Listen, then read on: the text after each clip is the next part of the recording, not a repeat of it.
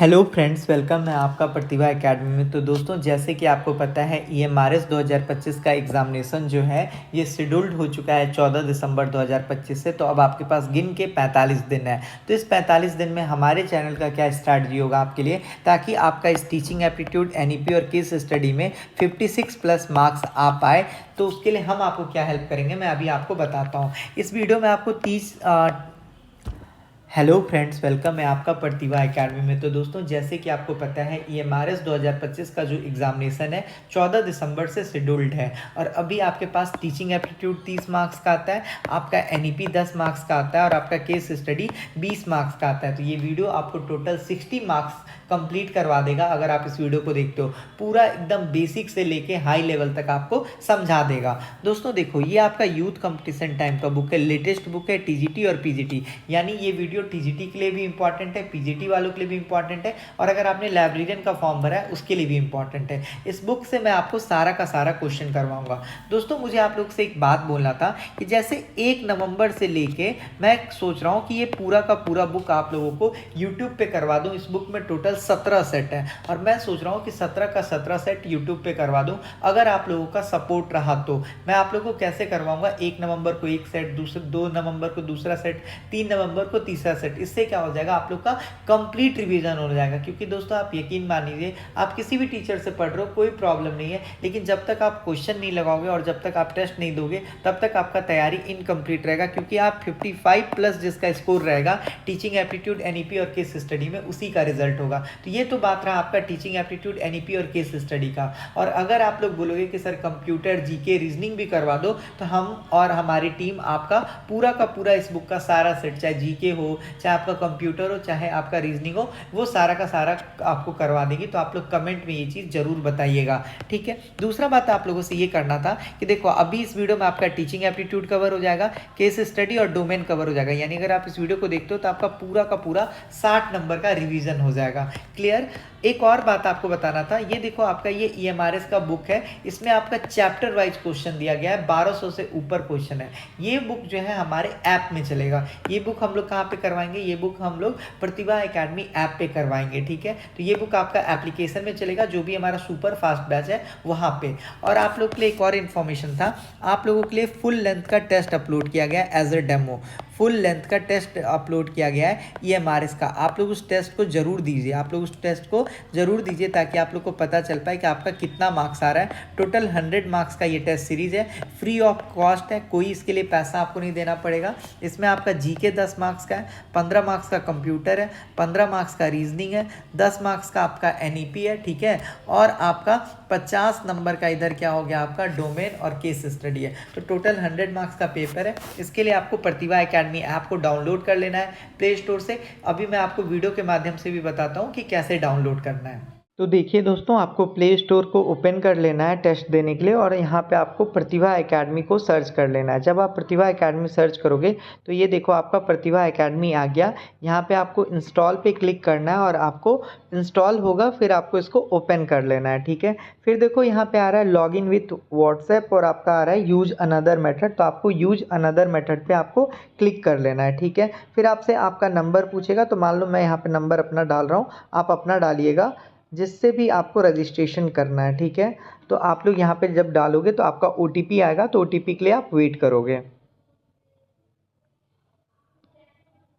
तो हमारा ओटीपी आ गया है, देखो।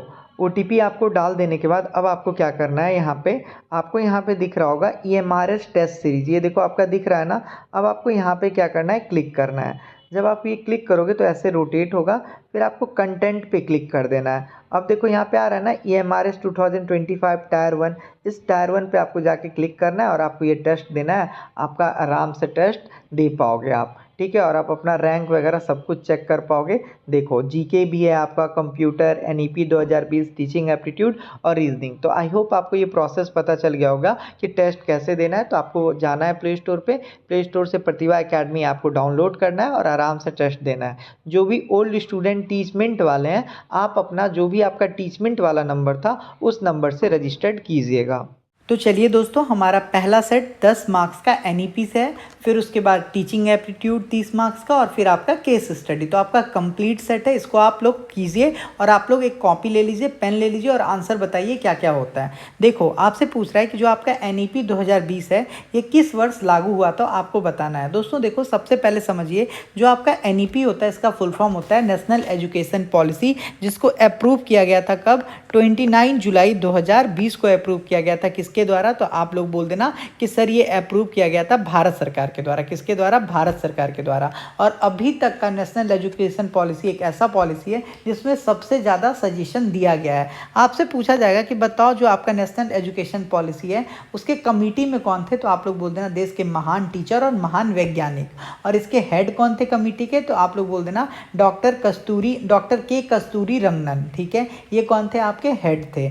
जो आपका न्यू एजुकेशन पॉलिसी है ये क्या है? तो ये आपका मॉडर्न शिक्षा नीति है। ठीक है, ये आपका 21वीं शताब्दी के ज़रूरत के अनुसार बनाया गया है। इसमें सबसे इंपॉर्टेंट बात आपका क्या है? ये पैटर्न है 5+3+3+4। इस चीज़ को याद रखिएगा। आपसे पूछा जा सकता है पुराना वाला पैटर्न क्या था, तो आप लोग बोल देना 10+2। आपसे ये भी पूछा जा सकता है कि ये बात बताओ जो आपका न्यू एजुकेशन पॉलिसी है इसमें बच्चों का स्कूल जाने का उम्र क्या है, तो आप लोग बोल देना 3 साल। क्या है आपका? 3 साल। ठीक है, तो अब देखो पूछ रहा है राष्ट्रीय शिक्षा नीति 2020 किस वर्ष में लागू हुई? बताइए किस वर्ष में लागू हुई, आपको जवाब देना है।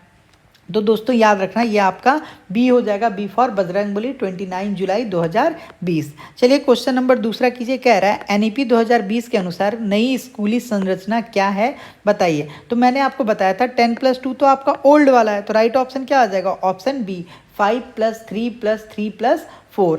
ठीक है, आप लोग याद रखना है। इसमें जो आपका 3 साल किया गया है ये क्यों किया गया मैं आप लोग को बता देता हूँ। पहले जब हम लोग जाते थे तो हम लोग का क्या होता था? प्राइमरी स्कूल होता था। ठीक है, हम लोग जिसमें जाते थे, लेकिन अब क्या कर दिया गया? प्री प्राइमरी कर दिया गया, जिसमें आपका आंगनवाड़ी, बाल बाटिका वगैरह आता है। ठीक है, इसी वजह से आपका 3 साल की उम्र से ही बच्चे स्कूल जाने लगते हैं, यानी नर्सरी भी क्या हो गया? अब आपका स्कूल का हिस्सा हो गया है। अगर आपसे कभी भी पूछा जाए LKG का फुल फॉर्म क्या होता है? Lower kindergarten.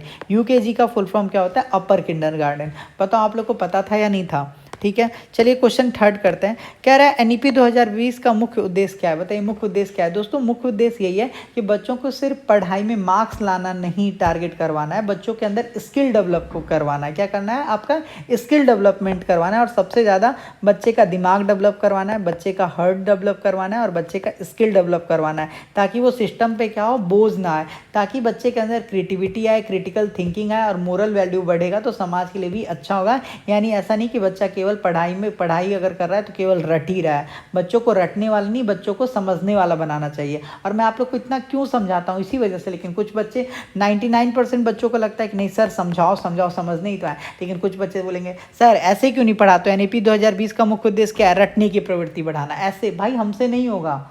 हम क्लास के उस बच्चे को भी समझाना चाहते हैं। मेरा ऐसा पर्सनल मानना है कि अगर क्लास का कोई एकदम अंतिम यहाँ पे खड़ा है ना, और ये सीढ़ी है, यहाँ पे मुझे 1 रैंक है ना, तो मैं चाहता हूँ कि अगर इसको मैं यहाँ पे ला दिया ना, तब मेरा रियल मेहनत काम आया। ठीक है, तो इस चीज़ को समझिए। जो टॉपर है वो कहीं भी पढ़ लेगा, लेकिन रियल में मेहनत अगर आप एक अच्छे शिक्षक को आप लोग भी बनोगे तो जो नीचे के पौधान पे है ना उसको ऊपर उठाइए, तब मानेंगे आपको। ठीक है, तो इस चीज़ को ध्यान रखा कीजिए। ठीक है, तो बताओ NEP 2020 का मुख्य उद्देश्य क्या है? तो मैंने आपको बताया आपका हॉलिस्टिक डेवलपमेंट करना। हॉलिस्टिक डेवलपमेंट का बात मतलब होता है संपूर्ण रूप से आपका मानसिक, आपका भावनात्मक, आपके अंदर कला यानी स्किल, हर रूप से। तो राइट ऑप्शन क्या हो जाएगा? आपका रोट लर्निंग नहीं, याद करने वाला तो NEP 2020 में कोई सवाल ही नहीं हो सकता है।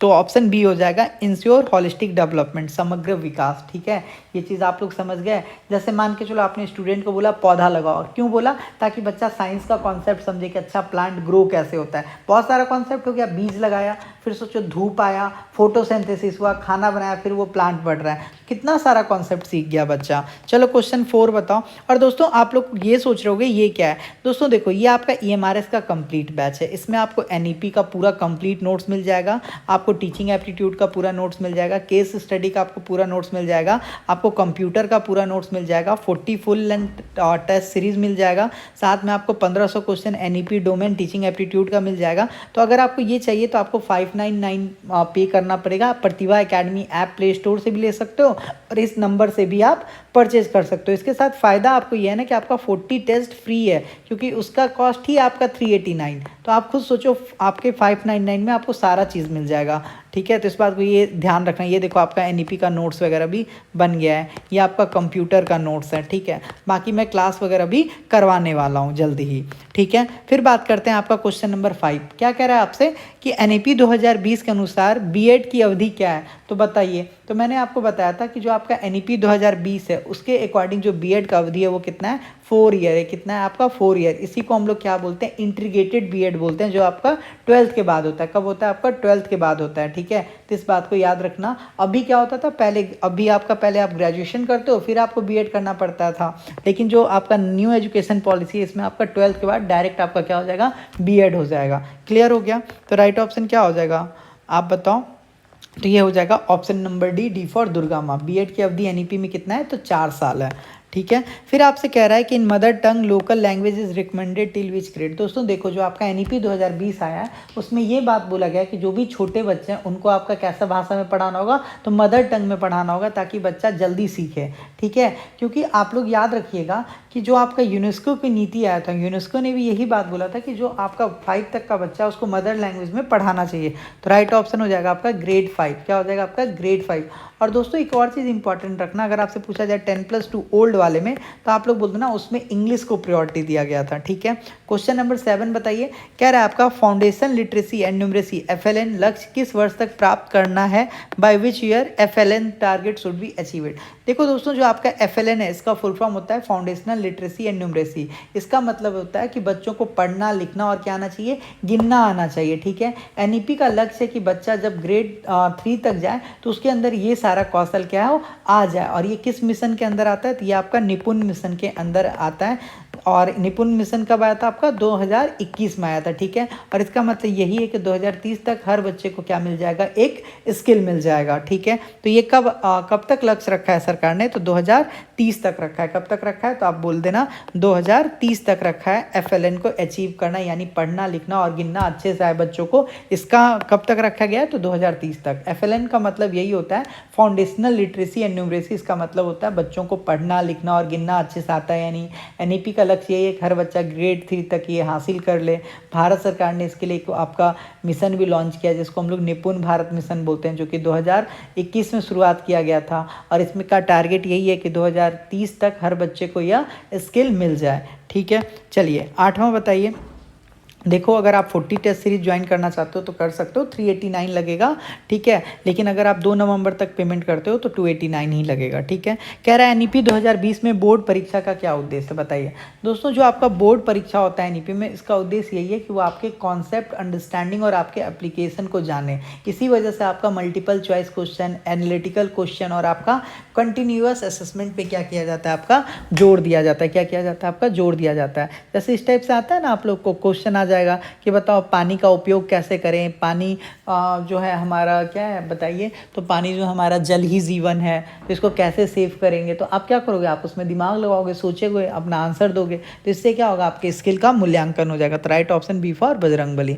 चलिए, आपका कह रहा है एनईपी 2020 के अंतर्गत एनसीसी और स्किल एजुकेशन कहाँ जोड़ा गया है, where are NCC and skill education included. तो इसको ऐड किया गया है को करिकुलर एक्टिविटी में। क्यों, क्योंकि दोस्तों जो आपका एनसीसी होता है इसका वोकेशनल ट्रेनिंग होता है, इसमें स्पोर्ट्स वगैरह होता है, तो ये आपका किस में आएगा, को करिकुलर एक्टिविटी में ही आएगा। ठीक है, चलिए क्वेश्चन नंबर 10 और लास्ट एनईपी का, फिर इसके बाद टीचिंग एप्टीट्यूड, फिर आपका केस स्टडी। कह रहा है एनईपी 2020 के अनुसार, एनईपी 2020 के अनुसार शिक्षक की भूमिका कैसे होनी चाहिए बताइए। बताइए शिक्षक की कैसी होनी चाहिए। कह रहा है ओनली ए नॉलेज गिवर, गलत, ऐसा नहीं। स्ट्रिक्ट ऑब्जर्वर, ये भी गलत। डिसिप्लिन ऑफिसर, ये भी गलत। ऑप्शन बी आपका सही हो जाएगा। अच्छा टीचर वही होता है दोस्तों जो ज्ञान देने वाला नहीं हो बल्कि मार्गदर्शक करे आपका। ठीक है, टीचर बच्चों को सोचने के लिए क्या करे, मजबूर कर दे, ऐसा क्वेश्चन पूछे, ये अच्छे टीचर का क्या है, निशानी है। टीचर और बच्चा जब मिल जाएगा तो क्या बन जाता है आपका, एक तरह से बढ़िया कॉम्बो हो जाता है। ठीक है, तो इस बात को आप लोग याद रखिएगा। तो इसी के साथ मैंने आपको टीचिंग एनईपी का कितना क्वेश्चन करा करवा दिया, 10 क्वेश्चन करवा दिया। अब इसके बाद मैं आपको करवाऊंगा टीचिंग एप्टीट्यूड का क्वेश्चन, फिर उसके बाद मैं आपको करवाऊंगा केस स्टडी, ठीक है। अगर आप चैनल पे नहीं हो तो चैनल को सब्सक्राइब कर लीजिएगा, ठीक है, और दोस्तों के साथ भी शेयर कर दीजिएगा कि आपको ये सेशन कैसा लगा। दोस्तों आप मुझे बस अपना 2 मिनट दे दीजिए, मैं आपको बता दूंगा कि जो आपका EMRS 2025 का जो टेस्ट सीरीज स्टार्ट होने वाला है हमारे ऐप प्रतिभा एकेडमी पे 1 नवंबर से लेकर 10 दिसंबर तक, वो कहाँ पे होगा और उससे आपका बेनिफिट क्या होगा। सबसे पहले मैं आपको एक बार डेमो दिखा देता हूँ हमारा नया इंटरफेस कैसा है, ताकि आप लोग को मज़ा आ जाए देख के कि हाँ सर ये तो अब एकदम रियल एग्ज़ाम पैटर्न हो गया। देखो आपका जीके का सेक्शन है, आप बोलोगे हाँ सर। ये देखो आपका कंप्यूटर का सेक्शन है, ये आपका NEP का सेक्शन है, ये आपका टीचिंग एप्टीट्यूड का है, ये आपका रीजनिंग का है। देखो टीचिंग एप्टीट्यूड में जैसा आप लोग का डिमांड था वैसा ही हमने डाला है, असर्शन रीजन टाइप का क्वेश्चन। देख रहे हो आप, देखते जाइए कितना मज़ा आएगा। इस टाइप का आपको पेपर कहीं देखने के लिए नहीं मिलेगा, ठीक है। देख रहे हो आप, देखो जो आपका सीटिंग अरेंजमेंट वाले क्वेश्चन है वो सब भी हमने डाला है, ठीक है। अब हम आपको बताते हैं ये सब आपको कैसे मिलेगा। दोस्तों देखो, जैसे कि आप सभी लोगों को पता है कि जो आपका EMRS का टेस्ट सीरीज है ये कहीं भी अवेलेबल नहीं है। लोग सीटेट का पेपर 2 चला रहे हैं, ठीक है, लेकिन आपको हमारे चैनल पे हर एक क्वेश्चंस में वैरायटी दिखेगा, ठीक है। दोस्तों देखो, जो आपका टीचिंग एप्टीट्यूड है आपको भी पता है ये आपका 30 मार्क्स का आता है, आप बोलोगे हाँ सर। केस स्टडी कितना आता है, 20 मार्क्स का। NEP कितना आता है, 10 मार्क्स का।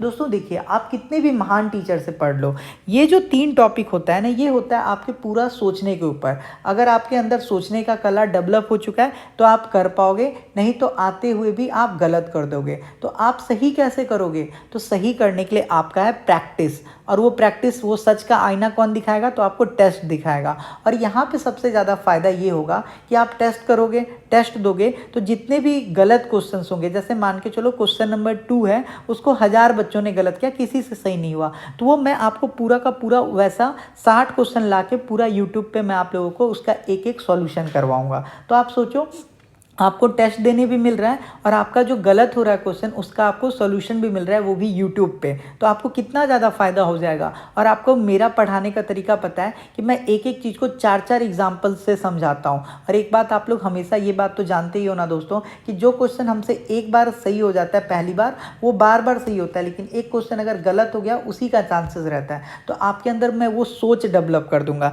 तो आपका ये 60 नंबर हो गया। फिर आपका IT कंप्यूटर से 15 नंबर रहेगा, आपका जनरल नॉलेज से आपका 10 मार्क्स रहेगा। दोस्तों सोचो हमने कितना अच्छा डिज़ाइन किया है कि हमने ये इंश्योर किया है पिछले बार के सिलेबस के अकॉर्डिंग कि अगर फिजिक्स है तो उससे एक क्वेश्चन रहे, केमिस्ट्री है तो उससे एक क्वेश्चन रहे, बायो है तो उससे भी एक क्वेश्चन रहे, हिस्ट्री है तो उससे भी एक क्वेश्चन रहे, ज्योग्राफी है तो उससे भी एक क्वेश्चन रहे, आपका इकोनॉमिक्स है तो उससे भी एक क्वेश्चन रहे। यानी टोटल आपका जीके का हर एक सब्जेक्ट से आपका 10 मार्क्स रहे, ठीक है। फिर बात करते हैं रीजनिंग। रीजनिंग में हमने ये चीज़ किया है कि जो आपका सीटिंग अरेंजमेंट है, पिछले बार बहुत सारे स्टूडेंट दोस्तों रीजनिंग में 15 में 15 स्कोर नहीं कर पाए सीटिंग अरेंजमेंट में, क्योंकि सीटिंग अरेंजमेंट क्या है ना, बहुत प्रैक्टिस खोजता है, ठीक है। तो हम क्या सोचें कि अगर मैं आपको 40 टेस्ट करवाने वाला हूँ, ठीक है, अगर मैं आपको एक टेस्ट में 3 सीटिंग अरेंजमेंट देता हूँ तो आप कितना कर लोगे एग्जाम तक। आप बोलोगे सर 1 नवंबर से लेके 10 दिसंबर तक हम लोग 120 सीटिंग अरेंजमेंट करके जाएंगे। तो आप खुद सोचो आपका प्रैक्टिस कितना अच्छा हो जाएगा और आपको पता भी नहीं चलेगा कि आपने 120 सीटिंग अरेंजमेंट कर लिया, ठीक है। और पिछले बार आप यकीन मानिए जो भी सिलेक्शन लेगा ना, मैं आपको यहीं पे कटअप बता देता हूँ। देखो रीजनिंग में जो भी आपका सिलेक्शन लेगा, आप देखना जो भी PRE में सेलेक्ट हो, आपका प्री में सेलेक्ट होगा, उसका रीजनिंग में कम से कम आपका 13 से 14 मार्क्स रहेगा, ठीक है। नॉलेज ऑफ ICT में भी कम से कम 13 से 14 रहेगा। टीचिंग एप्टीट्यूड में 28 प्लस ही रहेंगे। डोमेन में कम रहेगा लोगों का, 16 प्लस मान लो। आपका जो NEP है इसमें कम से कम 8 से 9 रहेगा, ठीक है। जनरल अवेयरनेस में लोगों का कम रहेगा। तो आप खुद सोचो आपको टेस्ट देना कितना ज़्यादा जरूरी है। यहाँ पे आप बच्चों से रैंक वगैरह सब कंपेयर करके देख सकते हो कि आपका रैंक वगैरह कितना है। देखो दोस्तों, ये आपको ये सीट मिलेगा। इस सीट का फ़ायदा क्या है, जैसे आपने मॉक टेस्ट 1 दिया 1 नवंबर को, ठीक है, तो मान लो आपका स्कोर आया 92, तो आप यहाँ पे 92 लिखो। मान लो आपका उस सेट में गलत हुआ, क्वेश्चन नंबर 6, 7, 8, 11, आप यहाँ पे लिख दो, रीज़न लिखो कि क्यों गलती हुआ। उसके बाद जब मैं आपको प्रैक्टिस सेट करवाऊंगा तो आप ये सारे क्वेश्चंस को ही कर लेना, तो आपको कितना फ़ायदा हो जाएगा। ठीक है, अब बात करते हैं कि आखिर आपको ये टेस्ट सीरीज़ मिलेगा कैसे। तो मैंने आपको सारा बात बता दिया। ये टेस्ट सीरीज़ टीजीटी वालों के लिए, पीजीटी वालों के लिए और लाइब्रेरियन वालों के लिए यूज़फुल है। 1 नवंबर से स्टार्ट हो रहा है शाम के 5 बजे। बाकी आपको जब मन हो तब दे लो। ठीक है, ख़त्म कब होगा? 10 दिसंबर 2025 को। एक और बात, 1 दिसंबर से लेके 10 दिसंबर तक एक अलग टेस्ट सीरीज आएगा, लेकिन जो भी बच्चे इस वाले टेस्ट सीरीज़ में इनरोल रहेंगे उनको ये फुल लेंथ टेस्ट जो है आपको फ्री में मिल जाएगा। इसमें आपका हिंदी प्लस इंग्लिश रहेगा। तो सोच लो, अभी से आप टेस्ट देते रहोगे तो आपको फ़ायदा है, या लास्ट मोमेंट पे जाके लोगे तो आपको फ़ायदा है, क्योंकि मार्केट में कहीं भी टेस्ट सीरीज़ आपको जेन्युइन नहीं मिलेगा। और टेस्ट सीरीज़ ही आपको सच का आईना दिखाता है कि आप कितने पानी में हो, कितना स्कोर कर रहे हो। आपका जो गलती है उसी पर तो फिर आप काम करोगे, वरना तो हम सब लोग को लगता है मेरा टीचिंग एप्टीट्यूड तैयार है, NEP तैयार है। ठीक है, देखो ये आपका 1 नवंबर से स्टार्ट हो रहा है, मॉक 1 से 10, 11 नवंबर से 20 नवंबर तक आपका 20 तक हो जाएगा, 21 नवंबर से 30 तक आपका 30 सेट हो जाएगा, और 1 दिसंबर से 10 दिसंबर तक आपका 40 टेस्ट हो जाएगा। इस बार हमने आपका सॉल्यूशन भी डाला है। जब आप वहाँ पे डेमो दोगे, जब आप वहाँ पे टेस्ट सीरीज लोगे, तो आपका आंसर की भी आएगा, नीचे आंसर की भी शो होगा। मैं आप लोगों को दिखाई देता हूँ। ठीक है,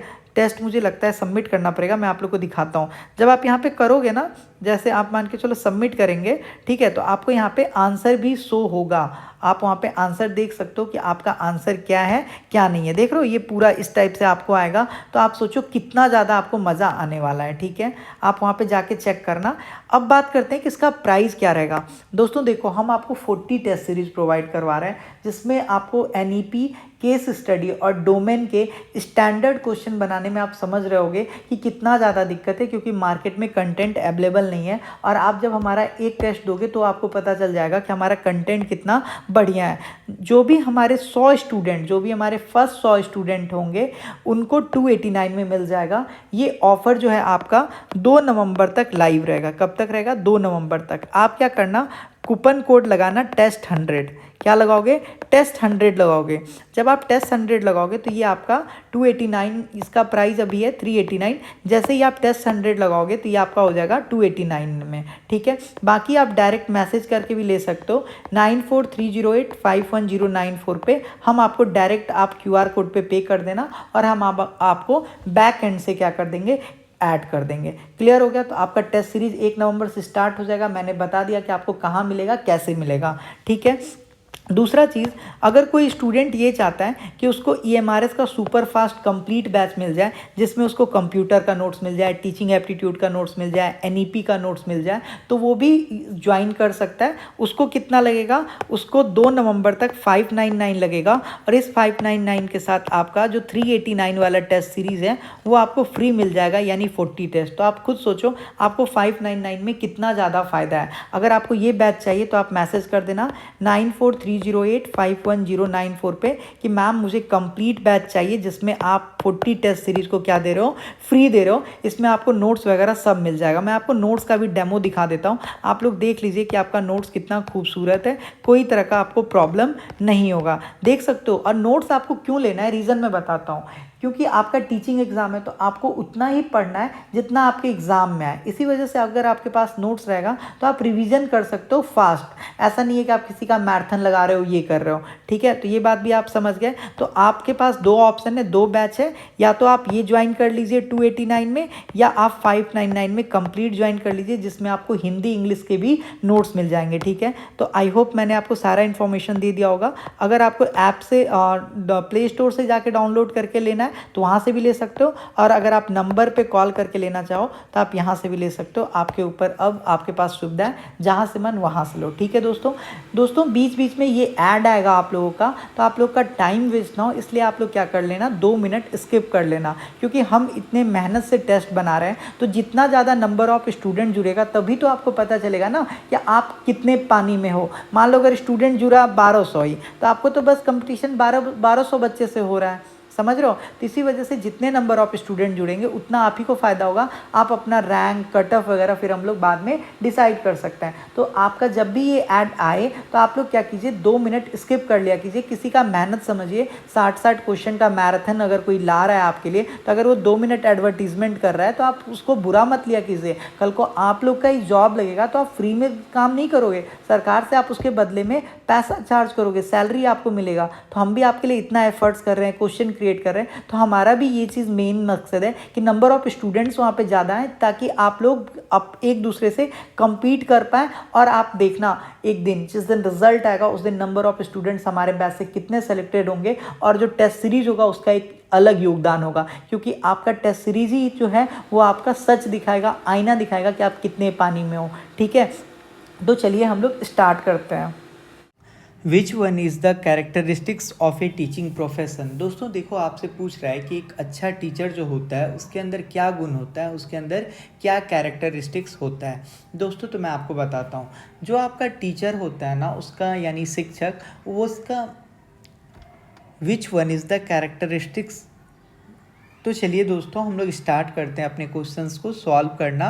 पहला क्वेश्चन आपके सामने है, कह रहा है which one is the characteristics of A teaching profession. दोस्तों देखो, जो आपका टीचिंग प्रोफेशन में एक टीचर यानी एक शिक्षक का क्या कैरेक्टरिस्टिक्स होता है, क्या गुण होता है एक अच्छे टीचर का। तो सबसे पहला जो आपका शिक्षक होना चाहिए, उनके अंदर इंटेलेक्चुअल एक्टिविटी होना चाहिए, यानी वो बच्चों के अंदर सोचने समझने का कला को क्या कर पाए, डेवलप कर पाए। उसके साथ साथ जब वो सोचने और समझाने का कला डेवलप कर रहे हो तो उनको ये बात मेक श्योर करना होगा कि वो बच्चों के अंदर अंधविश्वास पैदा नहीं कर रहे हैं, वो बच्चों को विज्ञान से जुड़ी विधियों के तहत ये चीज़ अप्रोच कर रहे हैं। समझ में आ गया, यानी जो भी विधि वो अपनाएंगे वो कैसा होगा, साइंस वाला होगा, यानी विज्ञान से जुड़ी मेथड होगा, ना कि आपका अंधविश्वास। वो बच्चों को अंधविश्वास को प्रमोट नहीं करेंगे। तीसरा चीज़, एक अच्छा टीचर वही है जो अपने सारे चीज़ों को, अगर बच्चा को मान लो कोई चैप्टर पढ़ाना है तो वो एक संगठित तरीके से पढ़ाए, एक ऑर्गेनाइज तरीके से पढ़ाए। चौथा, जो आपका टीचर होता है वो क्या करता है, टीचर के पास ज्ञान होता है और वो ज्ञान को क्या करता है, समाज तक यानी बच्चों तक पहुंचाने का कोशिश करता है। पांचवा, जो आपका टीचर है जब वो शिक्षण कर रहा है तो वो उसका एक प्रोफेशन है।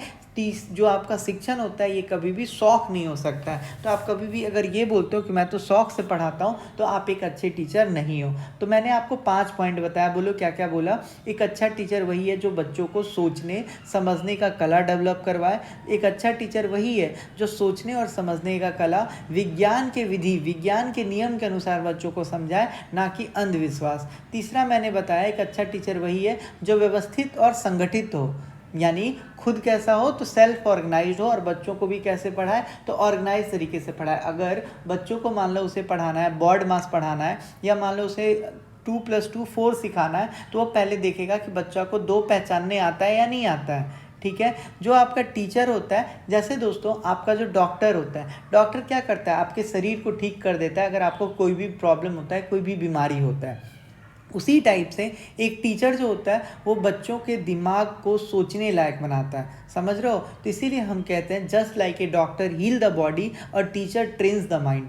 जैसे कि एक डॉक्टर शरीर को ठीक कर देता है, उसी प्रकार से एक टीचर दिमाग को सोचने लायक बना देता है। आज मैं अभी आपके अंदर क्या कर रहा हूँ, आपके अंदर वही सोचने का कला ही तो डेवलप करवा रहा हूँ ताकि आप लोग क्वेश्चन कर लो। देखो अब पहला क्वेश्चन कह रहा है essentially involve an intellectual operation. जो यहाँ पे इंटेलेक्चुअल ऑपरेशन है, इसी का मतलब क्या होता है, सोचने समझाने का कला। तो ये तो टीचर के अंदर होना ही चाहिए, सही है। फिर देखो कह रहा है ड्रॉ मटेरियल फ्रॉम साइंस। जो अभी मैंने आपको बताया, वो कोई भी अप्रोच अगर लेगा तो वो कैसा लेगा, विज्ञान से विधि से जुड़ा हुआ, ना कि अंधविश्वास। तो ये भी सही है। फिर कह रहा है टेंस टुवर्ड सेल्फ ऑर्गेनाइजेशन और सेल्फ ऑर्गेनाइजेशन, यानी जो टीचर होगा उसको खुद में व्यवस्थित और संगठित रहना होगा। ठीक है, तो राइट ऑप्शन क्या हो जाएगा, डी फॉर दुर्गा माँ। चलिए क्वेश्चन नंबर 2 देखिए, कह रहा है professionally a teacher should possess the following traits. आपको यहाँ पे कह रहा है कि जो आपका टीचर है उसके अंदर प्रोफेशनली क्या क्या चीज़ होना चाहिए। देखो दोस्तों, सबसे पहला,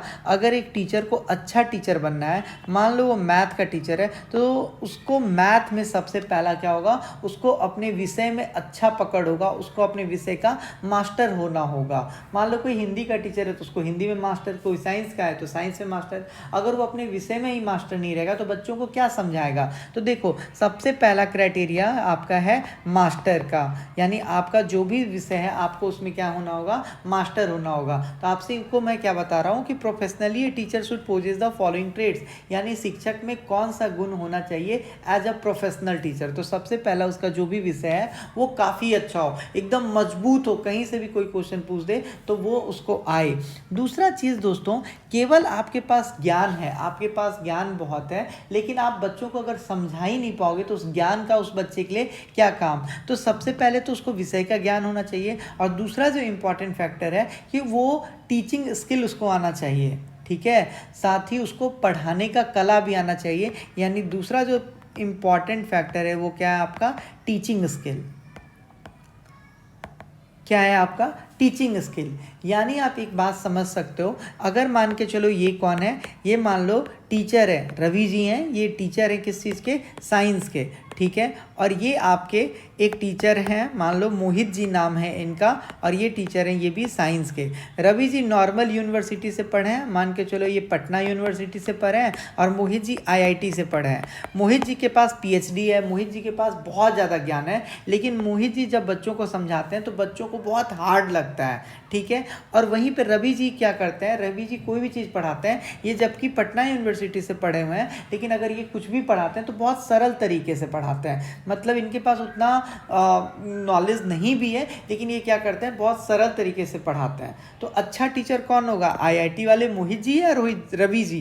तो आप बोलोगे रवि जी, क्योंकि आपका दोनों पैरामीटर सेटिस्फाई करना चाहिए। एक अच्छा टीचर को अपने विषय का ज्ञान तो होना ही चाहिए, साथ में उसका पढ़ाने का स्किल भी क्या हो, आसान हो, वो बच्चों को सबसे पहले आसान से समझाए, ठीक है। अच्छा टीचर वही है जो बच्चों को आसान से समझाए, लेकिन सबसे इंपॉर्टेंट ये है कि उसके अंदर विषय का भी पकड़ होना चाहिए। तीसरा चीज़ दोस्तों, अगर आपसे कभी भी पूछा जाए कि एक परफेक्ट टीचर कौन होता है, एक परफेक्ट टीचर कौन होता है, तो आप क्या जवाब दोगे। तो आप बोलोगे एक परफेक्ट टीचर वही होता है जिसके पास अपने विषय का ज्ञान हो, ठीक है, और अपने विषय के साथ साथ उसको पढ़ाने का कला भी आए। एक अच्छा टीचर वही होता है जो आपको बहुत सारे एग्जाम्पल देके आपको क्या करे, रिलेट करवा पाए। क्योंकि देखो दोस्तों, अगर टीचर के अंदर ज्ञान है तभी वो आपको एग्जाम्पल दे पाएगा, और अगर वो स्किल है तो वो आपको समझा देगा। आप समझ गए तो आप बोलोगे हाँ सर। इसका एग्जाम्पल आप एक और समझ सकते हो, जैसे मान के चलो आपके घर में कोई मम्मी है, वो पनीर का सब्जी बहुत अच्छा बनाती हैं, ठीक है। तो पनीर का सब्जी वो पर्सनली अच्छा बना रही हैं, लेकिन अगर वो आपको पनीर का सब्जी अपने जैसा नहीं बनाना सीख पाई तो वो कभी भी एक अच्छी कुक नहीं हो सकता है। तो आपके पास नॉलेज कितना अच्छा है, अगर आपको एक अच्छा टीचर बनना है तो आपको अपने बच्चों के अंदर उसको समझाना होगा, जिसके लिए आपको शिक्षण कला आना चाहिए। और इसी वजह से देखते होगे दोस्तों, EMRS, KVS, STET, NVS, CTET सब में आपसे शिक्षण कला करवाया जाता है, ठीक है। अब देखो कह रहा है मास्टरी ओवर कंटेंट, हाँ उसको अपने विषय का पकड़ होना चाहिए, क्योंकि अगर विषय का पकड़ ही नहीं रहेगा तो वो कॉन्फिडेंस में नहीं रहेगा, और अगर कॉन्फिडेंस में नहीं रहेगा तो वो अच्छा नहीं करेगा। फिर कह रहा है नॉलेज ऑफ टीचिंग स्किल, तो ये दोनों होना चाहिए। राइट ऑप्शन हो जाएगा हमारा ऑप्शन सी, होना प्यार है, ठीक है। कह रहा है आपका role of a teacher in pre teaching phase. देखो दोस्तों, जो आपका टीचिंग फेज होता है ये आपका 3 टाइप का होता है। कितना होता है, 3 टाइप का होता है। एक को हम लोग बोलते हैं प्री टीचिंग फेज, इसी को हम लोग प्री इंटर फेज के नाम से भी जानते हैं, प्री टीचिंग। दूसरा हो गया हमारा इंटर टीचिंग, ठीक है।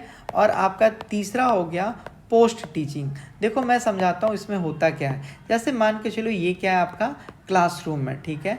अभी कहाँ हो आप, अपने प्यारे घर पे हो, ठीक है। जब आप घर पे हो और आप स्टूडेंट्स के लिए प्लान बना रहे हो, लेसन प्लान बना रहे हो कि अब हम जाएंगे क्लास लेने तो हम ये चीज़ करेंगे, तो ये कैसा फेज हो जाता है आपका, प्री टीचिंग। प्री टीचिंग में क्या होता है दोस्तों, आपको ये तय करना होता है कि आपको आज बच्चों को कौन सा हिस्सा पढ़ाना है, बच्चों को कैसे पढ़ाओगे, ठीक है। मतलब प्लान प्रॉपर करना रहता है आपको। तो ये कहाँ पे करते हो आप, घर पे करते हो, यही होता है आपका प्री टीचिंग। इंटरफेस जैसे अभी मैं आपको पढ़ा रहा हूँ, ये आपका इंटर फेज हो जाता है। और पोस्ट फेज क्या होता है, आपका मूल्यांकन का टाइम होता है, ठीक है, जब आप क्लास से बाहर आने लगते हो। तो समझ गए, प्री टीचिंग क्लास में टीचर अभी नहीं घुसा है, इंटर टीचिंग क्लास में टीचर आ चुका है, पढ़ा रहा है, आपसे क्वेश्चन वगैरह पूछ रहा है, पोस्ट टीचिंग जब टीचर जा रहा है, ठीक है। आपको कह रहा है analysing the content, deciding the portion of content, studying suitable learning experiences. बताइए क्या हो जाएगा राइट जवाब। तो दोस्तों देखो, जो आपका टीचर जब प्री टीचिंग फेज में होता है तो अपने कंटेंट को एनालाइज करता है कि आज मुझे बच्चों को ये चीज़ पढ़ाना है, सही है। कह रहा है deciding the portion of content, ये भी बिल्कुल सही बात है। वो तय तो करेगा ना कि बच्चों को कौन सा हिस्सा पढ़ाना है, तो ये भी आपका सही है। तीसरा चीज़ आपका कह रहा है स्टडिंग सुटेबल लर्निंग एक्सपीरियंसेस, यानी बच्चा, मान लीजिए कोई बच्चा, जैसे क्लास में 50 बच्चे हैं तो उसमें हाई लेवल के भी बच्चे होंगे, मीडियम के भी होंगे और लो लेवल के होंगे, तो वो क्या एग्जाम्पल लेगा जो पूरा का पूरा क्लास के बच्चे को समझ में आ जाए, तो ये सारा चीज़ वो करेगा। तो right option all of these हो जाएगा। एक तरह से मैं आपको बताता हूँ, जो आपका प्री टीचिंग फेज होता है ना, ये क्या होता है, मैं आपको रियल लाइफ से समझाता हूँ। जैसे क्रिकेटर्स अगर मैच खेलने जाते हैं तो मैच से पहले वो क्या करते हैं, प्रैक्टिस करते हैं। उसी टाइप से जो टीचर जो आपका प्री टीचिंग करता है, ये किस लिए करता है, इसीलिए करता है ताकि वो क्लास में, रियल क्लास में जाके तैयार रहें, ठीक है। तो ऑप्शन डी हो जाएगा। चलो, कह रहा है which are the personal quality of a teacher. बताइए, आपसे कह रहा है शिक्षक की व्यक्तिगत योग्यताएं, बताइए क्या होगा। तो दोस्तों देखो, शिक्षक का जो सबसे व्यक्तिगत योग्यता होना चाहिए, टीचर को अपने स्टूडेंट से स्नेह होना चाहिए। क्या होना चाहिए, टीचर को अपने स्टूडेंट से अफेक्शन होना चाहिए ताकि स्टूडेंट उनसे कनेक्ट हो पाए। दूसरा चीज़, टीचर को एम्पैथी होना चाहिए, यानी टीचर के अंदर सहानुभूति होना चाहिए, ठीक है। ये चीज़ समझ के आप लोग लिखते जाइएगा। तीसरा क्या होता है, टीचर जो होगा वो डेडिकेटेड होगा एजुकेशन के लिए। चौथा, अगर वो कोई टाइमलाइन दिया कि इतने टाइमलाइन तक हम सिलेबस को पूरा कर देंगे तो हर हाल में करेगा, ठीक है। पांचवा, जो टीचर होता है उसके अंदर एक सबसे इम्पॉर्टेंट क्वालिटी होना चाहिए कि जैसे पेरेंट्स अपने बच्चों को संभालते हैं उसी टाइप से टीचर भी स्टूडेंट्स को संभाले, यानी टीचर के अंदर सबसे इम्पॉर्टेंट पेशेंस होना चाहिए, पेशेंस होना चाहिए, ठीक है। तो आपसे बहुत बार पूछा जाता है टीचर के अंदर पेशेंस होना चाहिए या नहीं होना चाहिए, आप बोलोगे बिल्कुल होना चाहिए। अफेक्शन, स्नेह होना चाहिए बच्चों के साथ, शिक्षक को बच्चों के साथ स्नेह होना चाहिए। एम्पैथी यानी सहानुभूति भी होना चाहिए। और आपका कह रहा है कि कंसर्न एंड कमिटमेंट, बिल्कुल, अगर मैं आपको बोला कि मैं 30 में 30 दिला दूंगा तो इसके लिए मैं आपको 30 प्रैक्टिस सेट करवाऊंगा, तो अगर मैं बोल दिया हूँ तो मुझे करवाना ही पड़ेगा। तो राइट ऑप्शन क्या हो जाएगा, option D, D for Durga माँ। एक और एग्जाम्पल से समझो, जैसे मान के चलो आपका क्या हुआ, आपने आज टेस्ट दिया, 10 नंबर का टेस्ट दिया और आपके मान लो आए 3 नंबर, तो मैं अगर अच्छा टीचर हूँगा तो मैं आपको इसके लिए डांटूंगा नहीं, आपको प्यार से समझाऊंगा कि कोई बात नहीं, 3 भी तो आए ना, उससे पहले तो 0 आ रहे थे, तो तुम 3 से अब इसको 7 करो, जो गलती है उसको इम्प्रूव करो, ठीक है। यही आपका एक अच्छा शिक्षक है। तो आप लोग ये सब चीज़ को अपने दिमाग में डालते जाइए, आप लोग को भी ऐसा ही बनना है, ठीक है। कह रहा है अध्यापक, मित्र, दार्शनिक एवं मार्गदर्शक क्यों कहा जाता है, ठीक है। बताइए, why is a teacher friend, philosopher and guide. Teacher को क्यों हम लोग मित्र, दार्शनिक और मार्गदर्शक कहते हैं, बताइए। दोस्तों देखो, जो आपका टीचर होता है ना, जो आपका टीचर होता है वो केवल आपको सब्जेक्ट नहीं पढ़ाता है, केवल आपको साइंस, मैथ, रीजनिंग ही नहीं पढ़ाता है। टीचर आपको जीवन के मूल्य को सिखाता है, जीवन के वैल्यू को सिखाता है। टीचर आपका जो समाज में रहने का जो नॉर्म्स है वो आपको समझाता है। टीचर अगर दोस्त की तरह बिहेव करे तो वो बहुत ही अच्छा बात होगा स्टूडेंट्स के लिए, क्योंकि जो स्टूडेंट्स होते हैं फिर वो क्या कर पाते हैं, कनेक्ट हो पाते हैं। इसी वजह से टीचर को ऐसा बोला जाता है कि आप दोस्त की तरह बात करो। टीचर जो होता है वो बच्चों को सोचने की दिशा देता है, इसी वजह से हम लोग टीचर को क्या बोलते हैं, दार्शनिक भी बोल देते हैं, फिलोसफर गाइडेंस वाला भी बोल देते हैं, ठीक है। टीचर जो होता है स्टूडेंट को मार्गदर्शन करता है कि आप ऐसे करके 30 में 30 ला सकते हो, ऐसे आप स्टेट पास कर सकते हो। इसी वजह से हम उनको गाइड भी बोलते हैं या हिंदी में मार्गदर्शक भी बोलते हैं, ठीक है। बोलिए, जैसे हम आपको बोलते हैं ना कि आप लोग क्लास कीजिए, आप लोग प्रैक्टिस सेट कीजिए, गलती से डरिए मत, उससे सीखिए, तो ये क्या है, ये मैं आपका मार्गदर्शन ही तो कर रहा हूँ। आप बोलोगे हाँ सर। देखो कह रहा है play vital role in society, ठीक है, तो ये तो आपका कभी नहीं होगा। समाज में टीचर नहीं इंपॉर्टेंट रोल प्ले करता है। कह रहा है ट्रांसमिट ह्यूमन वैल्यूज़, बताइए। कह रहा है कि जो टीचर होता है वो ट्रांसमिट करता है ह्यूमन वैल्यूज़ को। तो ऑप्शन बी जो होगा आपका बिल्कुल सही हो जाएगा। महान समाज सुधारक नहीं और देशभक्त से कोई लेना ही देना नहीं। ट्रांसमिट ह्यूमन वैल्यू इसका मतलब क्या हो गया, जो आपके अंदर ज्ञान को वो ट्रांसमिट कर रहा है, जो आपके अंदर मानव मूल्यों को वो क्या कर रहा है, ट्रांसफर कर रहा है। समझ रहे हो आप? तो आप बोलोगे हाँ सर। चलिए 6 बताइए। कह रहा है अध्यापक की असफलता का सबसे बड़ा कारण बताइए। एक टीचर का अगर असफल है तो उसका मेन कारण क्या हो सकता है? दोस्तों देखो, सबसे पहला जो कारण आता है कि अगर टीचर सक्सेसफुल नहीं आया तो वो ये है कि उसको शायद सब्जेक्ट नहीं आ रहा होगा। सपोज करो, मान लो कोई मैथ का टीचर है और उसको खुद 19 का टेबल नहीं आ रहा है, तो वो अपने क्लास में बच्चों को कैसे पढ़ा पाएगा? वो तो डरा डरा रहेगा। वो बच्चों को कैसे पूछ देगा, क्योंकि बताओ तो 19 से मंजा कितना होता है? नहीं पूछ सकता है ना, क्योंकि उसको खुद डर है। अगर बच्चा बता दिया, पता नहीं हम मोबाइल नहीं देख पाए तो क्या हुआ? तो दोस्तों देखो, एक अच्छा टीचर, एक जो आपसे यही पूछा है असफलता अगर टीचर का क्या कारण बनता है, तो अगर पहला है कि अगर उसका विषय वस्तु कमज़ोर है तो उससे क्या होगा, उसका कॉन्फिडेंस लो होगा। उससे उसका क्या होगा, कॉन्फिडेंस लो होगा और वो कभी भी अच्छा टीचर नहीं बन पाएगा। अगर टीचर को खुद का विषय नहीं आता है तो आप खुद सोचो बच्चा उससे क्या सीखेगा। और बिना नॉलेज के, अगर आपको किसी चीज़ का नॉलेज ही नहीं है तो आपको कॉन्फिडेंस रहेगा क्या? आप लोग जब पूरा पढ़ के जाते हो तो पूरा एकदम तेज में रहते हो, अरे देख लेंगे जो होगा, फोड़ देंगे पेपर को।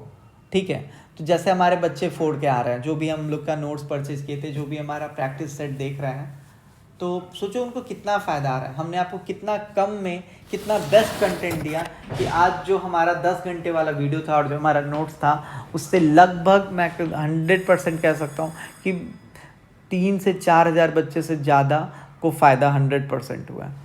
ठीक है, तो इस चीज़ को समझिए। आप जाके उस वीडियो को देखना और फिर देखना कि कितने बच्चों को फ़ायदा हुआ है। ऐसे ऐसे बच्चे हैं ना जिन्होंने जो जॉब कर रहे थे, वो आए 3 से 4 दिन पढ़े और उनका बहुत अच्छा रिज़ल्ट हुआ, मतलब अच्छा पेपर गया। ठीक है, लेकिन अब नोट्स आप ले लीजिएगा, आप वीडियो है आया आप उसको देखिएगा ही नहीं तो फिर तो कोई कुछ नहीं कर सकता है। ठीक है, तो देखो कह रहा है कि आपका most important cause of a teacher failure बताइए। कह रहा है इंटरपर्सनल रिलेशनशिप। आप खुद बताओ आपका इंटरपर्सनल रिलेशनशिप से इसका क्या संबंध है टीचर के फेल्योर का?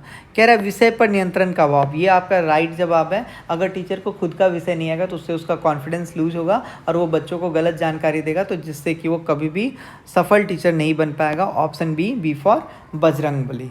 ठीक है, चलिए अध्यापक छात्रों से सामंजस्य कैसे स्थापित करे बताइए। जो शिक्षक होता है वो छात्रों से सामंजस्य। देखो दोस्तों, टीचर को अगर बच्चों के साथ कनेक्ट करना है तो उसको कैसा बिहेवियर रखना होगा, उसको फ्रेंडली बिहेवियर रखना होगा। जैसे अभी मैं आप लोगों से बात कर रहा हूँ, अगर अभी मैं आप लोग से कनेक्ट करना चाहूँ तो अगर मैं आप लोगों से गुस्से से करूँगा तो आप लोग करोगे क्या कनेक्ट? नहीं करोगे। अगर वहीं मैं आप लोगों से फ्रेंडली बिहेवियर रखता हूँ तब तो आप करोगे। आप बोलोगे बिल्कुल सर, तब तो हम आपके साथ ज़रूर कनेक्ट करेंगे। आपसे मैं पूछूं कि आप सवाल कब पूछोगे? मान लो किसी बच्चे ने सवाल पूछा, मैं डांट दिया, तो कोई बच्चा पूछेगा क्या? नहीं। बच्चे तभी सवाल खुलकर पूछते हैं जब आप उनको विश्वास दिलाओ, बच्चे आपसे डरे नहीं, आपके साथ फ्रेंडली हों। क्योंकि दोस्तों जो आपका दोस्ताना माहौल होता है क्लास का, उसमें लर्निंग क्या होता है, बढ़ता है और साथ में बच्चे आपका रिस्पेक्ट भी करते हैं। ठीक है, समझ में आ रहा है? तो देखो कह रहा है आपका अध्यापक छात्रों से सामंजस्य कैसे स्थापित करे। कह रहा है ज्ञान और कौशल से प्रभावित करके। ठीक है, ये नहीं होगा, ज्ञान और कौशल से प्रभावित करके। मार्गदर्शन बनकर नहीं, आपका मित्र बनकर। ठीक है, टीचर को क्या बनकर स्टूडेंट से सामंजस्य स्थापित करना है, तो मित्र बनकर। जैसे मैं आपको एग्जांपल देता हूँ, जैसे मान लो लंच हुआ, अब जो टीचर है वो बच्चों के साथ लंच में खेल रहा है, तो वो क्या होगा, बच्चा से उस वक्त कनेक्ट हो जाएगा और उस वक्त वो जो खेल रहा होगा बच्चों के साथ, तो वो एज ए टीचर नहीं, एज अ दोस्त खेल रहा होगा। ठीक है, चलिए 8 बताइए। शिक्षा किसका शक्तिशाली साधन है बताइए। Education is a powerful instrument of. दोस्तों देखो, जो आपका एजुकेशन होता है ये हमारे लाइफ में, हमारे सोसाइटी में सोशल चेंज को लाता है। शिक्षा जो होता है हमारे समाज को बदलता है, तो सही है। शिक्षा जो है हमारे व्यक्ति यानी मैं हूँ तो मेरा क्या करेगा, विकास करेगा, यानी आपका पर्सनल ग्रोथ भी करवाता है शिक्षा। दूसरा हमारा जो भी संस्कृति है, जो भी हमारा ट्रेडिशन है, उसको का भी ग्रोथ करवाता है। तो राइट ऑप्शन आपका ऑप्शन डी हो जाएगा। यानी हम समझ सकते हैं कि जो आपका एजुकेशन है ये आपके अंदर सोचने और समझने का आपको शक्ति देता है, इसीलिए शिक्षा सबसे बड़ा क्या है, ताकत है। ठीक है, जैसे मैं आपको कहता हूँ, अगर कोई गांव है और उस गांव में पढ़े लिखे लोग ज़्यादा हैं तो वहाँ पे अंधविश्वास नहीं होता होगा, आप लोग देखे होंगे, और यही आपके एक शिक्षा का क्या है, ताकत है। चलिए 9 करते हैं। कह रहा है teachers major contribution to student self realisation, बताइए। ये यहाँ पे गलत है। कह रहा है आत्मबोध में शिक्षा की भूमिका, बताइए। आत्मबोध में शिक्षक की क्या भूमिका होती है एज अ स्टूडेंट, बताइए। Student self realisation. दोस्तों देखो, हर बच्चे की सोच और ज़रूरत क्या होती है, अलग होता है। ठीक है, आपको ये बात भी पता होता है कि स्टूडेंट सारा अलग अलग टाइप का होता है। जैसे मान लो अभी मैं मैराथन वीडियो करवा रहा हूँ तो कुछ स्टूडेंट्स होंगे कि चलो क्वेश्चंस आ रहा है, प्रैक्टिस हो रहा है। ठीक है, कुछ स्टूडेंट सोच रहे होंगे क्यों ही करवा रहा है। ठीक है, तो हर बच्चे का जो सोच होता है और ज़रूरत होता है वो अलग होता है। ठीक है, टीचर्स को उस बच्चे का सबसे पहले ये पता करना चाहिए कि उस बच्चे का रुचि किस में है, और जिस डायरेक्शन में रुचि होगा उसके अकॉर्डिंग उसको प्रोत्साहित करना चाहिए। जैसे मान के चलिए कोई बच्चा ड्राइंग अच्छा कर रहा है तो टीचर उसको ये नहीं कि अरे यार ड्राइंग से क्या होगा, तुम्हारा जॉब नहीं लगेगा, उसको ड्राइंग के तरफ ही इनक्रेज करो, वो काफ़ी अच्छा ड्राइंग बनाने लगे। कोई बच्चा अगर कोडिंग के तरफ है तो उसको कोडिंग के तरफ इनक्रेज करो। ठीक है, तो कह रहा है कॉन्स्टेंट फुलफिलमेंट्स ऑफ नीड, गलत। कह रहा है स्ट्रिक्ट क्लासरूम स्कूल, गलत। कह रहा है sensitivity to need goal and purposes, ये आपका बिल्कुल सही जवाब हो जाएगा। वो जो टीचर होता है वो स्टूडेंट के आवश्यकताओं को पूरा करने के लिए काम करता है, ये टीचर हेल्प करता है स्टूडेंट्स को। और दूसरा चीज़, टीचर जो मेन चीज़ करता है वो बच्चा को पहचानता है। ठीक है, वो बच्चा को पहचानता है और उस बच्चे को भी पहचानवाता है कि तुम इस फील्ड में ज़्यादा अच्छा कर सकते हो। समझ रहे हो, जैसे कोई बच्चा अच्छा ड्राइंग कर रहा है तो उसको क्या पता है उस ड्राइंग अच्छा कर रहा है या गलत कर रहा है, लेकिन अगर उसको टीचर सपोर्ट कर देगा तो वो अपने आप को पहचान लेगा। जैसे MS धोनी में क्या हुआ था, उसके कोच उसको पहचान गए थे कि ये बहुत अच्छा विकेट कीपर हो सकता है, बैट्समैन हो सकता है। MS धोनी तो नहीं जानता था, वो तो क्रिकेट खेलना भी नहीं चाहता था। याद है, आपने देखा है MS धोनी मूवी, देखा ही होंगे। तो राइट ऑप्शन क्या हो जाएगा, ऑप्शन सी। चलिए, कह रहा है why do some student show great curiosity, बताइए कुछ बच्चे अधिक जिज्ञासु क्यों होते हैं। दोस्तों आप लोग याद रखना, जो बच्चे जिज्ञासु होते हैं वो गिफ्टेड चाइल्ड होते हैं। यानी जो गिफ्टेड चाइल्ड होते हैं वो आपसे ज़्यादा सवाल पूछेंगे। जो आपके गिफ्टेड चाइल्ड होते हैं उनको आप कोई भी चीज़ समझाओगे तो वो तुरंत समझ जाएंगे, और तुरंत समझने के बाद सोचेंगे और तुरंत आपसे क्वेश्चन पूछ देंगे। ये जो बच्चे होते हैं ये भगवान के द्वारा बनाए हुए होते हैं, यानी नेचुरली टैलेंटेड होते हैं। शिक्षक को ऐसा नहीं है कि अगर कोई बच्चा गॉड गिफ्टेड है तो उसको रोकना चाहिए या उसको बढ़ावा नहीं देना चाहिए। अगर कोई बच्चा टॉपर है, कोई बच्चा अच्छा कर रहा है, कोई बच्चा 2 क्लास में है, 3 क्लास का मैथ सॉल्व कर ले रहा है, तो उसको टीचर को प्रमोट करना चाहिए, क्योंकि इससे क्या होगा, बच्चे का और कॉन्फिडेंस बढ़ेगा। ठीक है, जैसे मैंने बच्चों को बोला कि देखो आसमान नीला है, तो वो बच्चा तुरंत मुझसे सवाल पूछता है, जो गिफ्टेड बच्चा होगा, कि सर आसमान नीला है तो आसमान नीला क्यों है, ये बताओ। ये कैसा बच्चा का काम है, तो ये आपका गिफ्टेड चाइल्ड का काम है, ऑप्शन ए। ठीक है, बताइए आप लोग को दोस्तों समझ में आ रहा है या नहीं आ रहा है। दोस्तों एक बात याद रखिए, अगर आपको ये PDF चाहिए तो हमारा ये टेलीग्राम ID है, देखो प्रतिभा_और एकेडमी, तो इस पर आप लोग मैसेज कर दीजिएगा ना तो आपको ये PDF मिल जाएगा। ठीक है, और आप लोग उसको फॉलो भी कर लीजिएगा। एक अच्छे शिक्षक की सबसे महत्वपूर्ण विशेषता क्या है दोस्तों, बताइए। एक अच्छे शिक्षक की जो सबसे इम्पॉर्टेंट विशेषता ये है कि वो छात्रों की उन्नति और खुशहाली चाहता है। कौन, टीचर। वह हर बच्चे की भावना और ज़रूरत को समझता है। उसकी कोशिश रहती है कि हर बच्चा क्या हो, सफल हो।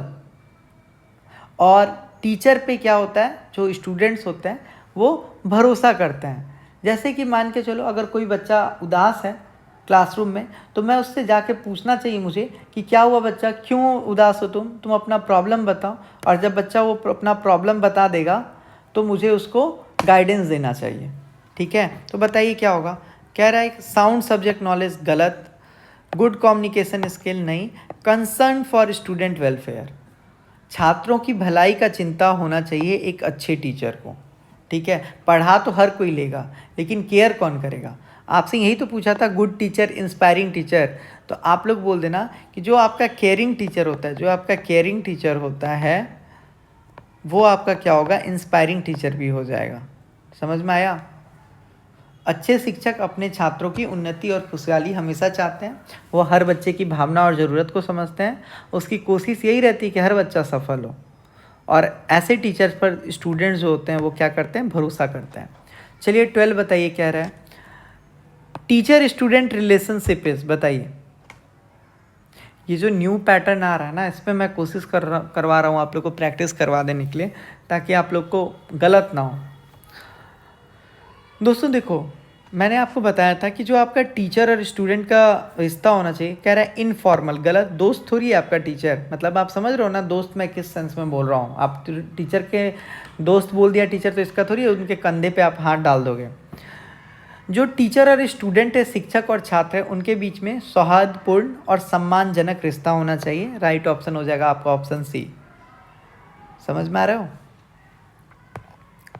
चलो 13 देखो, कह रहा है academic performance improve if parents, कह रहा है कि बच्चों की शैक्षणिक प्रगति कैसे बढ़ती है। कह रहा है अध्यापक से बार बार संवाद करके नहीं, अतिरिक्त ट्यूशन लगा के नहीं, चिंता ना करके, अरे चिंता ही नहीं करोगे तो नंबर कैसे बढ़ेगा, सुपरवाइज वर्ड्स वर्क, बिल्कुल सही जवाब है। अगर आपको अपने बच्चे, जैसे मान लो आपका बच्चा का मैथ में 2 नंबर आ रहा है और अगर आपको 10 नंबर लाना है, तो आप क्या क्या स्टेप लोगे। तो घर में सबसे पहले माता पिता अपने बच्चों का ध्यान रखेंगे, बच्चों को मैथ, जिस सब्जेक्ट में मान लो उसका मैथ में 2 नंबर आ रहा है तो उसके प्रति बच्चों को समझाएंगे, उसका नियमित जांच करेंगे, बच्चों को आत्म अनुशासन की ओर बढ़ाएंगे, और टीचर यानी स्कूल और पेरेंट यानी घर, दोनों के बीच में एक रिलेशनशिप बनाएंगे, तालमेल बनाएंगे, ताकि कोई तरह का दिक्कत ना हो और बच्चा आगे की ओर बढ़े। यानी हम सुपरविज़न करने का काम करेंगे, कहाँ पे, स्कूल में भी और घर पे भी। ठीक है, तो राइट ऑप्शन क्या हो जाएगा, ऑप्शन बी हो जाएगा और ऑप्शन ए हो जाएगा। ठीक है, अगर आपको स्टूडेंट्स का मार्क्स को बढ़ाना है तो घर में माता पिता उसका ध्यान देंगे, स्कूल में टीचर देगा, और फिर टीचर और पेरेंट का क्या होना चाहिए, तालमेल होना चाहिए। तो 3 तरीके से हम लोग कर सकते हैं। 14 बताइए, कह रहा है को करिकुलर एक्टिविटीज़, बताइए को करिकुलर एक्टिविटी क्या होता है। दोस्तों देखो, को करिकुलर एक्टिविटी में जैसे आप डिबेट करते हो, सिंगिंग करते हो, स्पोर्ट खेलते हो, यही आपका को करिकुलर एक्टिविटी है। ठीक है, जैसे अगर कोई बच्चा सिंगिंग कंपटीशन में भाग लेता है, इसका मतलब वो को करिकुलर एक्टिविटी में भाग ले लिया है। डिबेट एंड डिस्कशन आपका को करिकुलर एक्टिविटी है। म्यूज़िक भी आपका को करिकुलर एक्टिविटी है। कह रहा है कोऑपरेटिव बैंक, यहाँ पे गलत ऑप्शन आ गया दोस्तों, कोऑपरेटिव बैंक क्या आ गया, गलत है। तो राइट ऑप्शन क्या हो जाएगा, डिबेट एंड डिस्कशन और आपका म्यूज़िक। तो इस बात को आप लोग याद रखिएगा, क्योंकि जो आपका को करिकुलर एक्टिविटी होता है ना, ये क्या होता है, आपका किताबी ज्ञान नहीं होता है, यह आपका बाहर का शिक्षण गतिविधि है, जिससे आप ओवरऑल डेवलप होते हो, जिससे आपका पर्सनैलिटी डेवलपमेंट होता है। जैसे हम डिबेट करवाएंगे तो आपके अंदर बोलने का कला आएगा। ठीक है, co curricular activity in school are for, बताइए को करिकुलर एक्टिविटी क्यों होता है, अभी आपको समझ में आ जाएगा। देखो दोस्तों, जो आपका को करिकुलर एक्टिविटी होता है, ये आपका मानसिक, शारीरिक और आध्यात्मिक ग्रोथ को विकास करने के लिए आपके लिए को करिकुलर एक्टिविटी होता है। को करिकुलर एक्टिविटी में जो बच्चा होता है वो टीम में काम करता है, जिससे उसके अंदर कॉन्फिडेंस आता है और लीडरशिप आता है। जो बच्चा होता है वो लाइफ स्किल सीखता है को करिकुलर एक्टिविटी से, और क्योंकि वो खुद से करके सीख रहा होता है तो उसको सीखने में भी मज़ा आता है। ठीक है, और आप बोलोगे सर को करिकुलर एक्टिविटी ज़रूरी क्यों है, केवल हम किताब से पढ़ रहे हैं। दोस्तों, केवल किताब से पढ़ना ज़रूरी नहीं है, आपको किताब के साथ साथ आपके अंदर को करिकुलर एक्टिविटी भी आपको करना होगा, ताकि आपका ओवरऑल डेवलपमेंट हो, आपके अंदर बैलेंस डेवलपमेंट हो सकता है कि अगर आप इसमें पार्टिसिपेट नहीं करोगे तो आपके पास ज्ञान बहुत है, लेकिन कभी डिबेट कंपटीशन हो गया तो आप वहाँ पे बोल नहीं पाओगे। ठीक है, समझ में आया। जैसे स्पोर्ट्स, म्यूज़िक, ये सारा क्या है, ये सारा आपका को करिकुलर एक्टिविटी ही तो है। तो mental, physical, spiritual, right option all of these. साहित्यिक क्रियाकलाप कौन सा है, आपसे पूछ रहा है कि कि जो आपका साहित्यिक गतिविधि है वो क्या है। तो दोस्तों याद रखना, जो आपका साहित्यिक गतिविधि होता है ये हमेशा भाषा से जुड़ा होता है। क्यों? जैसे कविता, कहानी, लेखन, भाषण, ये सब किसी न किसी भाषा में ही तो होगा। हिंदी, इंग्लिश, तमिल, संस्कृत, किसी न किसी में होगा। ठीक है, तो जो आपका साहित्यिक गतिविधि होता है ये हमेशा आपका भाषा से जुड़ा होता है, जैसे कविता, कहानी, लेखन, भाषण। क्यों करवाया जाता है? ताकि आपके अंदर कल्पना, सोचने का कला आए और आपका भाषा पर क्या हो, मजबूत पकड़ हो, और साथ साथ आपके अंदर क्रिएटिविटी भी आए।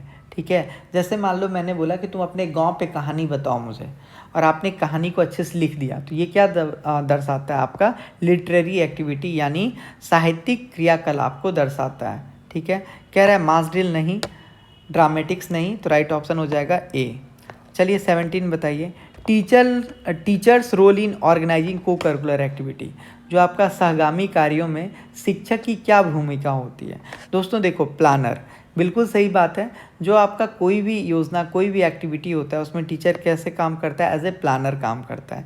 लीडर का क्या काम होता है? लीडर का काम होता है बच्चों को मोटिवेट करना। ठीक है, इनोवेटर का क्या काम होता है? नया विचार लाना। और आपसे पूछ रहा है टीचर रोल इन ऑर्गेनाइज को करिकुलर एक्टिविटी। देखो यहाँ पे क्या कह रहा है? Co curricular activity. तो यहाँ पे राइट ऑप्शन क्या हो जाएगा? ABC हो जाएगा, क्योंकि को करिकुलर एक्टिविटी में तो बहुत सारे लोग आ जाएंगे। मान लो कोई आपको डांस सिखा रहा है वो भी आ जाएगा, म्यूजिक सिखा रहा है वो भी आ जाएगा, कोई कोडिंग कर रहा है वो भी आ जाएगा। चलिए 18 बताइए। कह रहा है कि जो आपका स्कूल में टाइम टेबल होता था उसको बनाते वक्त आपको क्या ध्यान में रखना चाहिए? देखो दोस्तों, सबसे पहले तो आपको ये ध्यान रखना होगा टोटल सब्जेक्ट कितना है।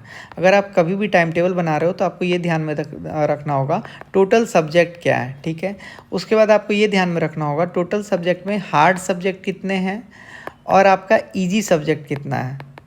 ठीक है, उसके बाद आपको रखना होगा लॉन्ग सिलेबस कौन कौन सा है और आपका शॉर्ट सिलेबस वाला नोट्स किसका है। ठीक है, ये दो बात आप ध्यान रख लिए। अब आपको क्या करना है? आपको अगर टाइम टेबल बना रहे हो तो सबसे इम्पॉर्टेंट चीज़ ये ध्यान में रखना है कि जैसे मान के चलो कोई हार्ड पेपर है तो वो एकदम सुबह सुबह हो जाए, ताकि उस वक्त बच्चा का दिमाग फ्रेश रहता है। और जो थोड़ा लो लेवल का पेपर है उसको आप लास्ट में बनाओ। ठीक है, समझ में आया? तो ये आपका टाइम टेबल का पार्ट होता है। दूसरा चीज़ इसमें ये देखा जाता है कि आपके पास टाइम अवेलेबल कितना है और आपको सिलेबस कितना करवाना है, उस अकॉर्डिंग से आपका स्कूल का टाइम टेबल बनता है। तो right option all of these हो जाएगा। चलिए 19 बताइए। कह रहा है principles of the time table construction, समय सारणी बनाने के सिद्धांत। समय सारणी बनाने का सिद्धांत यही है कि समय का जो यूज है आपको उचित टाइप से करना होगा, यानी डेडिकेटली करना होगा। आपका 1 मिनट भी आपको बर्बाद नहीं देना होगा। दूसरा, टाइम टेबल बनाते टाइम जो आपका कठिन सब्जेक्ट है वो पहले आएगा और जो इजी सब्जेक्ट है वो बाद में आएगा। ठीक है, समझ में आ रहा है? टाइम टेबल बनाते वक्त जो आप टाइम टेबल बनाओगे तो जो आपका सब्जेक्ट चूज करोगे। फिर टाइम टेबल कंस्ट्रक्शन। दोस्तों याद रखना, जब आप टाइम टेबल बना रहे होते हो तो उसमें आप इस मेक श्योर करोगे कि आपका 1 मिनट भी टाइम वेस्ट नहीं जा रहा है। दूसरा, आपका जो कठिन विषय होगा जैसे कि मैंने पहले बताया उसको आप पहले रखोगे। उसके बाद जैसे साइंस है, मैथ है, फिर मान के चलो इंग्लिश है, क्लास 10th में हिंदी है, तो आप सारे विषय को बराबर टाइम दोगे जितना उनके अंदर कंटेंट है। इससे क्या होता है? आपका लर्निंग इजी होता है। जैसे मैथ को सुबह में रखना, ड्राइंग को एकदम बाद में रखना, ताकि आप लोग बोर ना हो। आप लोग बोलोगे हाँ सर। तो राइट ऑप्शन बताइए। तो राइट ऑप्शन कह रहा है अमाउंट ऑफ टाइम अवेलेबल। बिल्कुल, आपके पास अगर 4 घंटे है तो उसी अकॉर्डिंग तो टाइम टेबल बनाओगे, आप बोलोगे हाँ सर। और प्रिंसिपल ऑफ जस्टिस को फॉलो करता है। तो राइट ऑप्शन आपका ऑप्शन सी हो जाएगा, कहना प्यार है। चलिए 20 बताइए। कह रहा है कार्य अनुभव का उद्देश्य क्या है? दोस्तों देखो, जो आपका कार्य अनुभव होता है इसमें बच्चों को जीवन का कौशल सिखाया जाता है। ठीक है, शिक्षा और कार्य को जोड़ के पढ़ाया जाता है, भविष्य के रोजगार के लिए तैयार किया जाता है, व्यवहारिक ज्ञान दिया जाता है और साथ में हाथ से काम करवा के भी चेक भी किया जाता है, सिखाया भी जाता है। जैसे मान के चलो अगर बच्चे स्कूल में पौधा लगा रहे हैं तो उनको पौधा लगाना तो आ गया ना, आप लोग बोलोगे हाँ सर। और यही क्या है? आपका रियल वर्क एक्सपीरियंस है। तो कह रहा है आपका objective of organising work experience, कह रहा है प्रिपेयरिंग, भविष्य के वोकेशन हेतु तैयार करना, सही है। जीवन कौशल के लिए बात कर रहा है। कह रहा है आपका establish school work place relationship. ठीक है, तो ये वाला भी आपका बिल्कुल सही है। कह रहा है फ्री टाइम्स टू टीचर, अध्यापकों को खाली समय के लिए देना। ठीक ठीक है। तो जो अध्यापक होता है उनको भी तो आपको फ्री टाइम तो देना ही पड़ेगा, क्योंकि टीचर मशीन तो है नहीं जो आपको कंटिन्यू बोलेगा, तो ये भी सही है। तो राइट ऑप्शन डी हो जाएगा। कह रहा है which statement is not correct. Which statement is not correct, आपसे कह रहा है कौन सा कथन सही नहीं है। Lecture can develop knowledge. देखो दोस्तों, जो आपका लेक्चर मेथड होता है वो एक तरफा होता है, यानी टीचर बोल रहे हो, आप सुन रहे हो, तो आप खुद बताओ इसमें सोचने का मौका कब मिलेगा, खुद बताओ। नहीं मिलेगा ना, क्योंकि अगर आप कुछ सोच रहे हो तो आप कंफर्म भी तो करोगे, बट टीचर तो अवेलेबल ही नहीं है। तो जो आपका लेक्चर मेथड होता है ये एक तरफा होता है, इसमें टीचर बोलता है, बच्चा सुनता है, इसमें बच्चे सोच नहीं पाते हैं। जो आपका लेक्चर मेथड होता है इसमें बच्चे याद कर पाते हैं। कह रहा है लेक्चर कैन डेवलप नॉलेज, बिल्कुल सही बात है। जो आपका लेक्चर है ये आपके अंदर ज्ञान को विकसित करता है। कह रहा है लेक्चर इज़ वन वे, बिल्कुल। जो आपका लेक्चर मेथड होता है इसमें टीचर बोल रहे होते हैं, स्टूडेंट सुन रहे होते हैं और उसको याद करते हैं, ये भी सही है। कह रहा है स्टूडेंट आर पैसिव, ये भी सही है, क्योंकि स्टूडेंट क्या रहते हैं, आपके निष्क्रिय रहते हैं। अभी आप लोग जवाब दे रहे हो क्या, तो आप लोग बोलोगे नहीं सर। तो राइट ऑप्शन क्या हो जाएगा आपका, लेक्चर डेवलप रीजनिंग। ठीक है, ऐसा कुछ भी नहीं होता है, गलत यही था। चलिए 22 बताइए। कह रहा है आपका who should select instructional material, principal, teacher, committee. बताइए, आप पढ़ाइएगा और कमिटी ऑफ एक्सपर्ट उसको चेक करेगा, हेड ऑफ डिपार्टमेंट करेगा, जो पढ़ाता है उसको अपना टीएलएम इंस्ट्रक्शनल मटेरियल को सेलेक्ट करना चाहिए ना। तो आप बोलोगे हाँ सर। देखो दोस्तों, जो आपका टीचिंग लर्निंग मटेरियल होता है ये जनरली आपका 3 टाइप का होता है। एक होता है आपका ऑडियो, एक होता है आपका वीडियो, और एक होता है आपका ऑडियो वीडियो। ठीक है, जो आपका ऑडियो, जैसे आप रेडियो से कुछ बच्चों को सुना रहे हो तो ये आपका ऑडियो में आ जाएगा।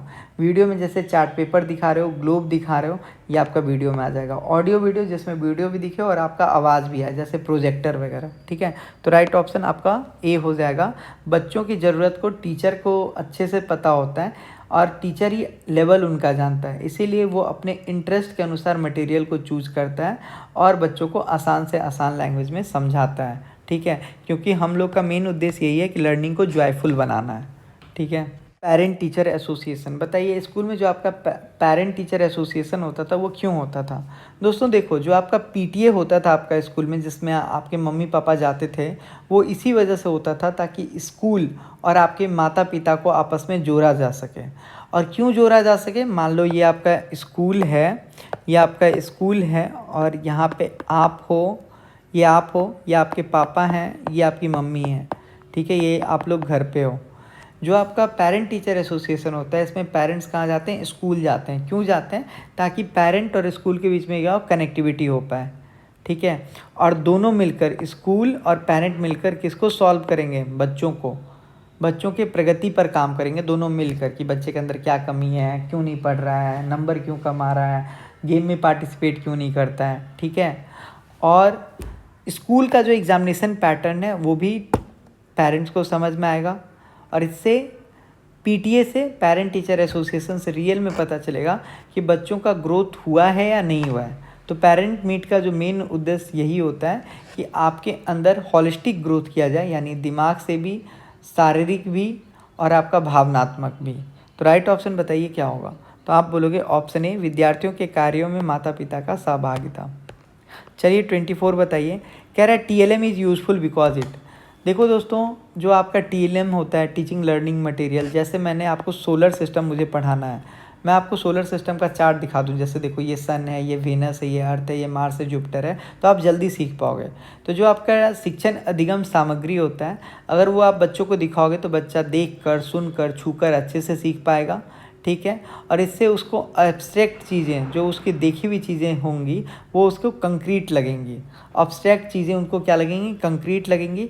इससे उनका सीखना आसान हो जाएगा और मज़ेदार बन जाएगा, और साथ में उनका मेमोरी पावर भी बढ़ेगा। ठीक है, तो बताइए क्या हो जाएगा इसका जवाब। तो आप बोलोगे एक्टिविटी ऑल सेंसेस। जो आपका टीचिंग लर्निंग मटेरियल होता है वो क्या है, वो स्टूडेंट्स का सभी इंद्रियों को क्या कर देता है, सक्रिय कर देता है। चलिए 25 बताइए। कक्षा में शिक्षक का व्यवहार प्रभावी क्यों। दोस्तों देखो, जो आपका टीचर होता है अगर वो बच्चों को मुस्कुरा कर पढ़ाएगा, जैसे मान लो मैं बहुत गुस्सा में आया लेकिन फिर भी मैं क्लास में मुस्कुरा रहा हूँ, तो क्लास एक्टिव रहेगा। अगर मैं गुस्सा में रहूँगा तो पीछे बात चलने लगेगा कि सर गुस्सा में क्यों आए हैं। ठीक है, तो कह रहा है student will become more attentive, गलत। It will set an example, गलत। कह रहा है environment will be conductive to learning, सही है। जो आपका वातावरण होगा लर्निंग इन्वायरमेंट वो कैसा होना चाहिए, कंडक्टिव होना चाहिए। ठीक है, तो राइट ऑप्शन आपका ऑप्शन सी कहोना प्यार हो जाएगा।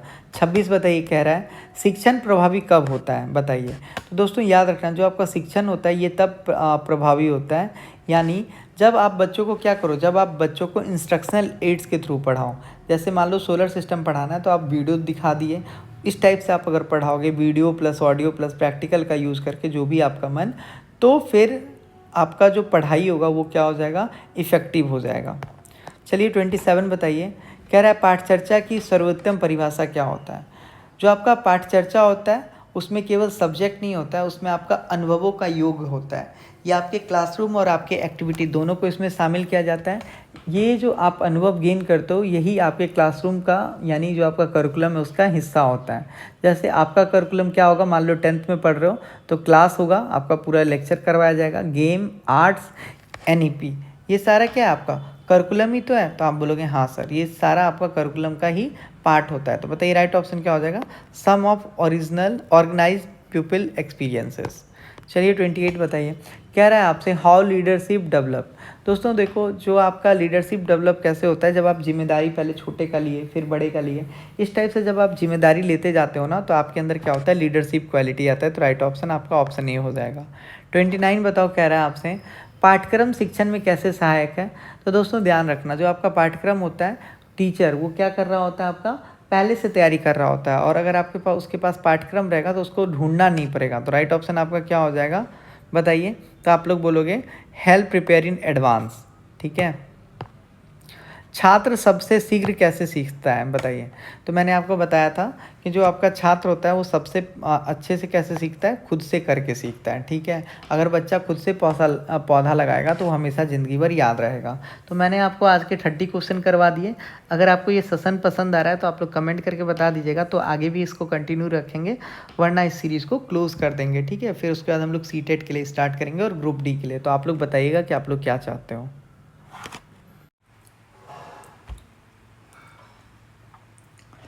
चलिए दोस्तों, हम लोग पहला क्वेश्चन करते हैं। पहला क्वेश्चन आपसे कह रहा है, एक अध्यापक देखता है कि कुछ छात्र लगातार देर से आते हैं, वो सबसे पहले क्या करेगा।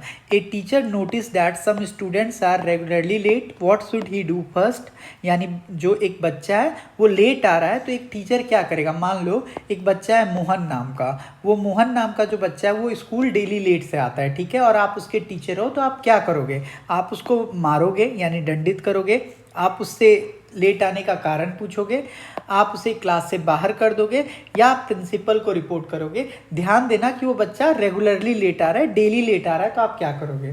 दोस्तों देखो, हर बच्चे का देरी का कारण क्या हो सकता है, अलग अलग हो सकता है। जैसे कोई बच्चा है जिसका घर दूर हो सकता है, कोई बच्चा है जिसका ट्रैफिक में फंस जाता हो, कोई बच्चा के ऊपर फैमिली का जिम्मेदारी हो। ठीक है, तो अगर इस टाइप का केस है कि कोई बच्चा रेगुलरली लेट आ रहा है, तो सबसे पहले एक टीचर को उस बच्चे से कामली होके जाके पूछना चाहिए कि बताओ बेटा तुम रोज़ लेट क्यों आते हो, बताओ बेटा तुम रोज़ लेट क्यों आते हो।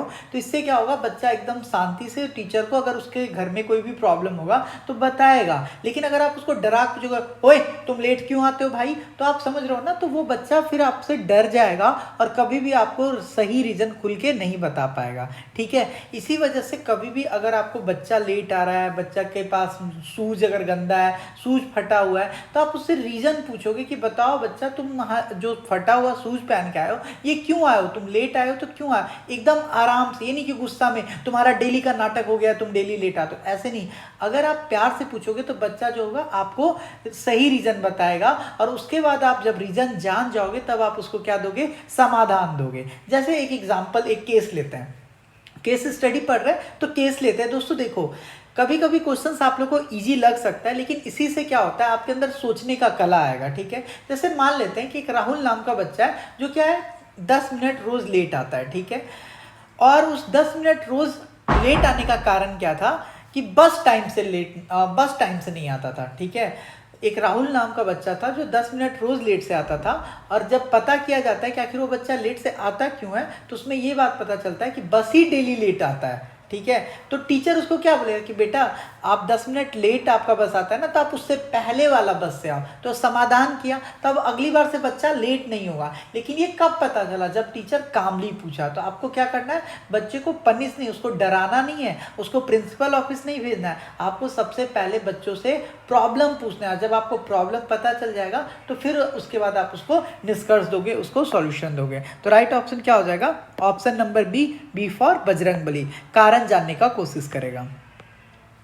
चलिए दोस्तों, कह रहा है कक्षा में कुछ छात्र भाग नहीं ले रहे, शिक्षक को क्या करना चाहिए? कह रहा है उनकी उपेक्षा करें, यानी जो बच्चा, जैसे मान के चलो मैंने बोला कि आप लोगों को क्या करना है, आप लोगों को कोशिका को खोजना है, आप लोगों को सेल को खोजना है। तो कुछ बच्चे उधर कैरम बोर्ड खेल रहे हैं, तो टीचर को क्या करना चाहिए? अरे यार तुमको करना है करो, नहीं करना है मत करो, मेरे को तो फीस मिल गया। टीचर को इग्नोर करना चाहिए, टीचर को उन बच्चों को मोटिवेट करना चाहिए, टीचर को उन बच्चों को पनिश करना चाहिए, और या टीचर को उनको मजाक बनाना चाहिए? बताइए क्या करना चाहिए टीचर को? तो दोस्तों देखो, अगर पार्टिसिपेशन का, देखो मैं अभी आप लोग को आंसर पता होगा, लेकिन मैं अभी आपके अंदर सोचने का कला डेवलप कर रहा हूं, इसलिए दोस्तों आप पूरा वीडियो देखिए, क्योंकि मैं जो भी क्लास के अंतिम पावदान के बच्चे हैं जिनको डर लग रहा है, मैं उनका डर दूर करने आया हूं। मेरा क्लास लेने का बस एक ही मकसद होता है, जिसको कुछ नहीं समझ में आ रहा है, जो पूरा डरा हुआ है, उसको मैं हेल्प कर पाऊं। टॉपर्स तो कहीं से भी कर लेगा, ठीक है, इस वजह से आप लोग पूरे क्लास को देखा कीजिए। अब मैं आपको बताता हूँ, देखो जो बच्चा लोग पार्टिसिपेट नहीं ले रहा है उसका क्या कारण हो सकता है, जरा सोचो।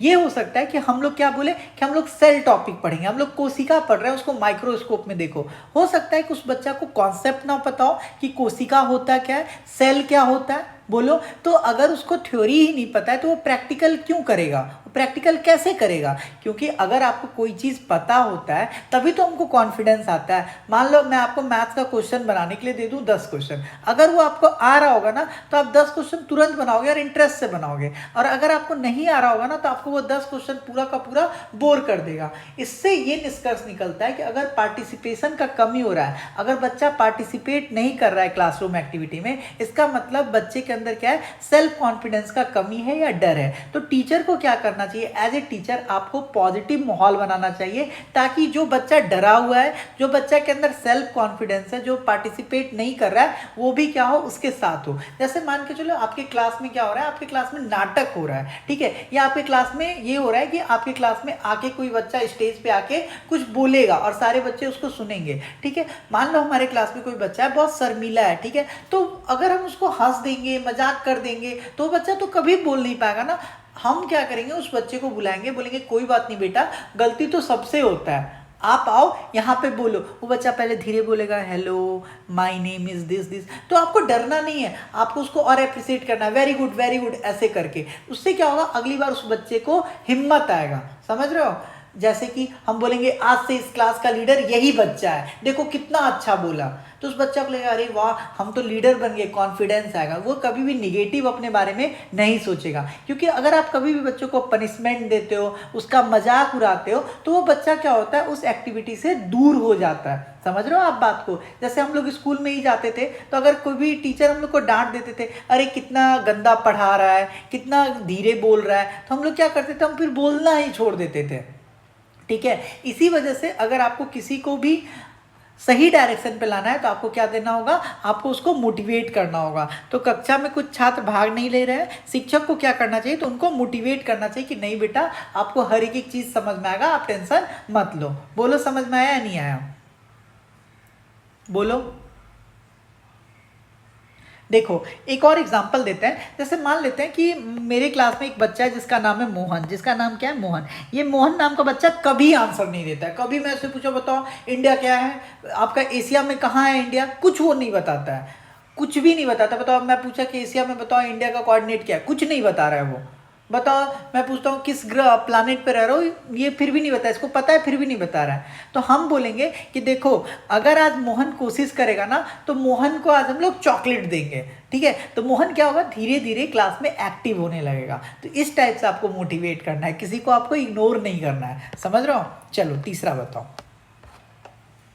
क्या कह रहा है, एक छात्र बार बार प्रश्न पूछता है, शिक्षक को क्या करना चाहिए? कह रहा है उसको झुलाना नहीं चाहिए, प्रश्न पूछने से रोक देना चाहिए, उसे बैठा देना चाहिए, या प्रिंसिपल को बुला देना चाहिए। देखो दोस्तों, अगर कोई भी स्टूडेंट्स बार बार क्वेश्चन पूछ रहा है तो टीचर को कभी भी नाराज नहीं होना चाहिए। तो राइट ऑप्शन क्या होगा आपका?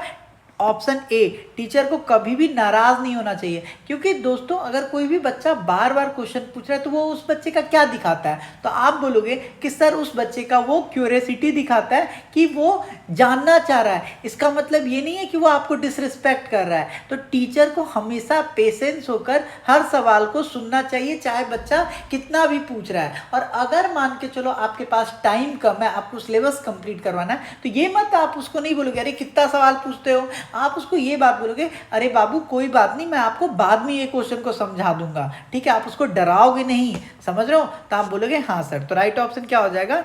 टीचर को इरिटेट नहीं होना चाहिए, ठीक है। चलिए क्वेश्चन नंबर 4 देखते हैं। कह रहा है कि आपके क्लास में क्या हुआ है, दो छात्र का लड़ाई हो गया, शिक्षक को क्या करना चाहिए बताइए। दोस्तों कह रहा है तुरंत बीच में जाकर रोकना, बाकी छात्रों से कहे अनदेखा करे, दोनों को निलंबित करे, किसी को कुछ ना कहे। बताइए तो आप लोग का क्या आंसर होगा? बताइए तो, बताइए राइट आंसर बताइए।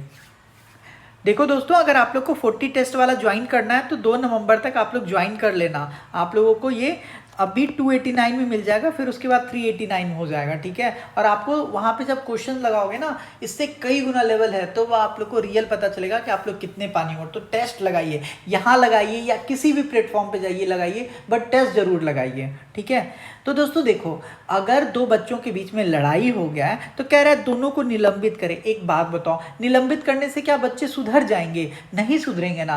हमको उन बच्चों को बुला के काउंसलिंग करना चाहिए कि बताओ बेटा तुम लोग क्यों लड़ रहे थे, बताओ ये तुम्हारा ही क्लासमेट है ना, लड़ाई करना अच्छा बात है क्या? तो क्लासरूम का अगर आपको डिसिप्लिन मेंटेन करना है तो ये एक टीचर का जिम्मेदारी होता है। अगर टीचर देख रहा है कि दोनों बच्चा लड़ रहा है तो टीचर को तुरंत वहां पे आके लड़ाई रोकना चाहिए। ये नहीं कि उन दोनों को रेस्टिकेट कर दिए या बाकी स्टूडेंट को बोल दिया अरे कोई बात नहीं है दोनों लड़ रहा है, लड़ने दो, माथा उता फाड़ लेगा। ऐसा हम नहीं कर सकते हैं। समझ में आ रहा है आपको? बोलिए, ठीक है। उसके बाद तो हमारा क्या ऑप्शन हो जाएगा? कह रहा है तुरंत बीच में जाकर रोकना। ऑप्शन ए जो हो जाएगा आपका करेक्ट हो जाएगा। और टीचर जब लड़ाई कर रहा होगा बच्चा तो क्या करेगा? टीचर उनका काउंसलिंग करेगा। टीचर क्या करेगा?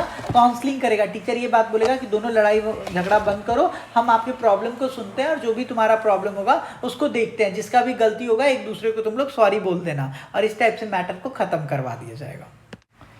एक छात्र हमेशा दूसरों को डिस्टर्ब करता है, शिक्षक क्या करेगा? दोस्तों देखो, अगर एक छात्र है जो दूसरों को डिस्टर्ब करता है, मान लेते हैं मोहित है जो दूसरों को डिस्टर्ब करता है, तो टीचर को क्या करना चाहिए? टीचर को उसको बाहर निकालना चाहिए, ये तो निगेटिव होता है, ऐसा कभी टीचर को नहीं करना चाहिए। पनिशमेंट देना चाहिए, ये भी टीचर कभी नहीं करेगा। या उसके पेरेंट्स को ब्लेम करना, ये भी निगेटिव होता है। दोस्तों अगर मनोज बार बार बच्चों को क्या कर रहा है, परेशान कर रहा है, तो आप क्या करो, मनोज के ऊपर ही रिस्पॉन्सिबल दे दो, रिस्पॉन्सिबिलिटी दे दो। क्या दे दो? रिस्पॉन्सिबिलिटी दे दो। जैसे आप बोल दिए क्लास में कि अब से मॉनिटर कौन है? आपका मनोज है। इससे क्या होगा, मनोज जब उसके ऊपर रिस्पॉन्सिबिलिटी आएगा ना तो वो धीरे धीरे सुधर जाएगा, ऐसा साइकोलॉजी बोलता है, ठीक है। तो इस बात को आप लोग ध्यान रखिएगा।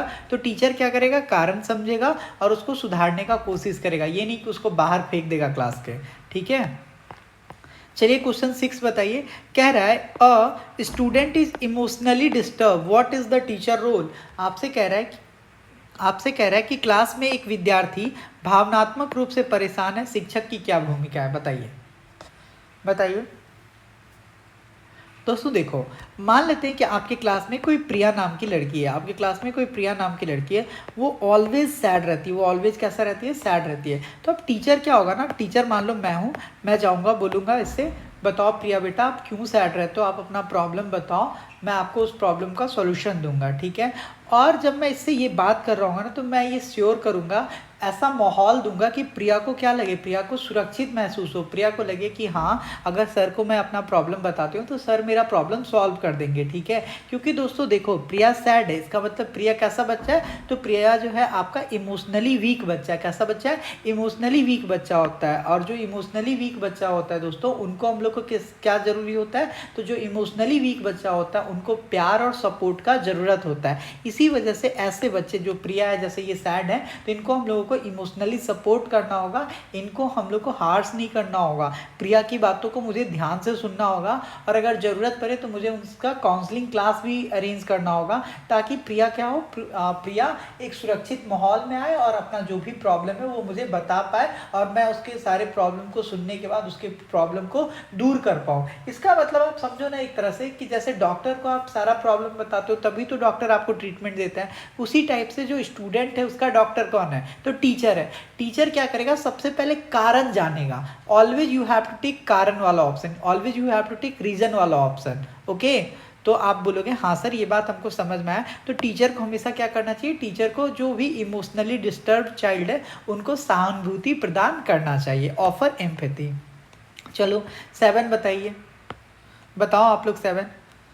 कह रहा है यदि एक छात्र बार बार असफल होता है तो अध्यापक को क्या करना चाहिए। If a student repeatedly fail what should the teacher do, बताइए।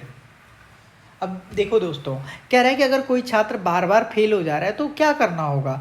दोस्तों देखो, अगर कोई स्टूडेंट बार बार, मान के चलो मैथ का पेपर है और वो बार बार फेल हो रहा है, तो ऐसा हो सकता है ना कि वो स्टूडेंट प्रयास कर रहा हो पास करने के लिए, लेकिन उसके अंदर मैथ का क्या हो गया है, फोबिया हो गया है। इस वजह से टीचर को क्या करना होगा, उस बच्चे से बात करना होगा। क्यों? क्योंकि वो बच्चा तो पहले ही डरा हुआ है, क्योंकि वो बार बार फेल हो रहा है। उसको टीचर को क्या करना होगा, मान लेते हैं कि ये मोहित नाम का बच्चा है, ये बार बार फेल हो जा रहा है, इसके पास हम जाएंगे और इसको हम बोलेंगे कि देखो तुमने पिछले बार क्या गलती किया था जो तुम फेल हुए थे। तो वो बोलेगा सर ये, ठीक है। उस पॉइंट को हम चुपचाप सुनेंगे, उसके बाद उसकी कमजोरी को पहचानेंगे। उसके बाद हम लोग क्या बोलेंगे कि देखो बेटा इस बार ये गलती मत करना, और उसका हम लोग पूरा मदद करेंगे। और साथ में हम लोग उसको कॉन्फिडेंस भी बढ़ाएंगे कि अरे यार तुम लोग का, तुम्हारे जैसा बच्चा तो तुमसे ही बेकार बच्चा था, उसको कुछ नहीं आता था, वो पास कर गया, तुम तो उससे बहुत होशियार है। इस टाइप से हम क्या करेंगे, कॉन्फिडेंस बढ़ाएंगे। इससे क्या आता है, इंगेजमेंट आता है। समझ में, उसको लगेगा कि अच्छा मेरे से भी कोई कमजोर बच्चा था, वो पास कर गया, तो हम क्यों नहीं कर पाएंगे।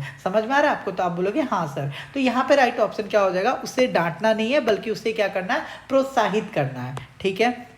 फिर कह रहा है आपका, शिक्षक को कक्षा में अनुशासन बनाए रखना है। क्या रखना है आपका, अनुशासन बनाए रखना है। तो सबसे अच्छा तरीका क्या होगा दोस्तों, अगर कभी भी टीचर को डिसिप्लिन बना के रखना है तो कह रहा है आपको डर पैदा करके, नहीं भाई नहीं, डर करके आप किसी को दबा सकते हो लेकिन उसका रिस्पेक्ट कभी नहीं ले सकते हो। पनिशमेंट दे के नहीं, अरे भाई पनिशमेंट दे के जाएगा बच्चा लोग गाली देगा। याद है कि नहीं, स्कूल में टीचर जो बहुत अजीब रहते थे उनको देख के ही हम लोग चिढ़ जाते थे। ठीक है। कह रहा है शिकायत करना नहीं, शिकायत करने से थोड़ी आता है। दोस्तों देखो, जो आपका रिस्पेक्ट होता है ना, खास करके एजुकेशन के फील्ड में, वो फियर से नहीं, वो आपका बच्चा जब होगा ना, जब आप बच्चों के लिए काम करोगे तो बच्चा खुद आपको रिस्पेक्ट करेगा। तो फियर से आपको रिस्पेक्ट नहीं लाना है। आपको कैसे लाना है रिस्पेक्ट, तो आपको रिस्पेक्ट डिसिप्लिन से लाना है। ठीक है। जब बच्चा खुद समझे कि हमको डिसिप्लिन में रहना है, जब बच्चा खुद टीचर का रिस्पेक्ट करे, ऐसा आपको काम करना है। ऐसा नहीं कि आपको नियम बना दिए, कोई बच्चा बदमाशी कर रहा है तो उसको मार रहे हैं। आपको हमेशा पॉजिटिव रेनफोर्समेंट देना है। बच्चा अगर मान लो बहुत बदमाशी कर रहा है तो आप उसी को जिम्मेदारी दे दो, ताकि अगली बार वो प्रॉब्लम ही ना करे। जैसे मान लो ये मोहित नाम का बच्चा, ये बहुत हल्ला करता है, मछली बाजार बना देता है, तो आप क्या करो, इस क्लास का मॉनिटर कौन है, मोहित है। जो भी हल्ला करेगा उसका नाम कौन नोट करेगा, तो मोहित करेगा। बस अब भाई यही वो आपका बन गया, अब यही बन गया आपका पुलिस। ठीक है। तो बताओ ये कैसे करेगा, समझ रहे हो? तो टीचर क्या बोलेगा, टीचर बोलेगा कि मोहित तुम ही बन जाओ, तुम ही मॉनिटर बन जाओ और देखना कि क्लास में कौन हल्ला करता है। ठीक है। तो आप बोलोगे हाँ सर। तो राइट ऑप्शन क्या हो जाएगा आपका, ऑप्शन ए। ठीक है। छात्रों से संवाद यानी कम्युनिकेशन विद स्टूडेंट। चलिए क्वेश्चन नंबर 9 बताइए। क्या कह रहा है आपसे, एक विद्यार्थी अन्य छात्रों का मजाक उड़ाता है तो शिक्षक को क्या करना चाहिए, बताइए। शिक्षक को क्या करना चाहिए।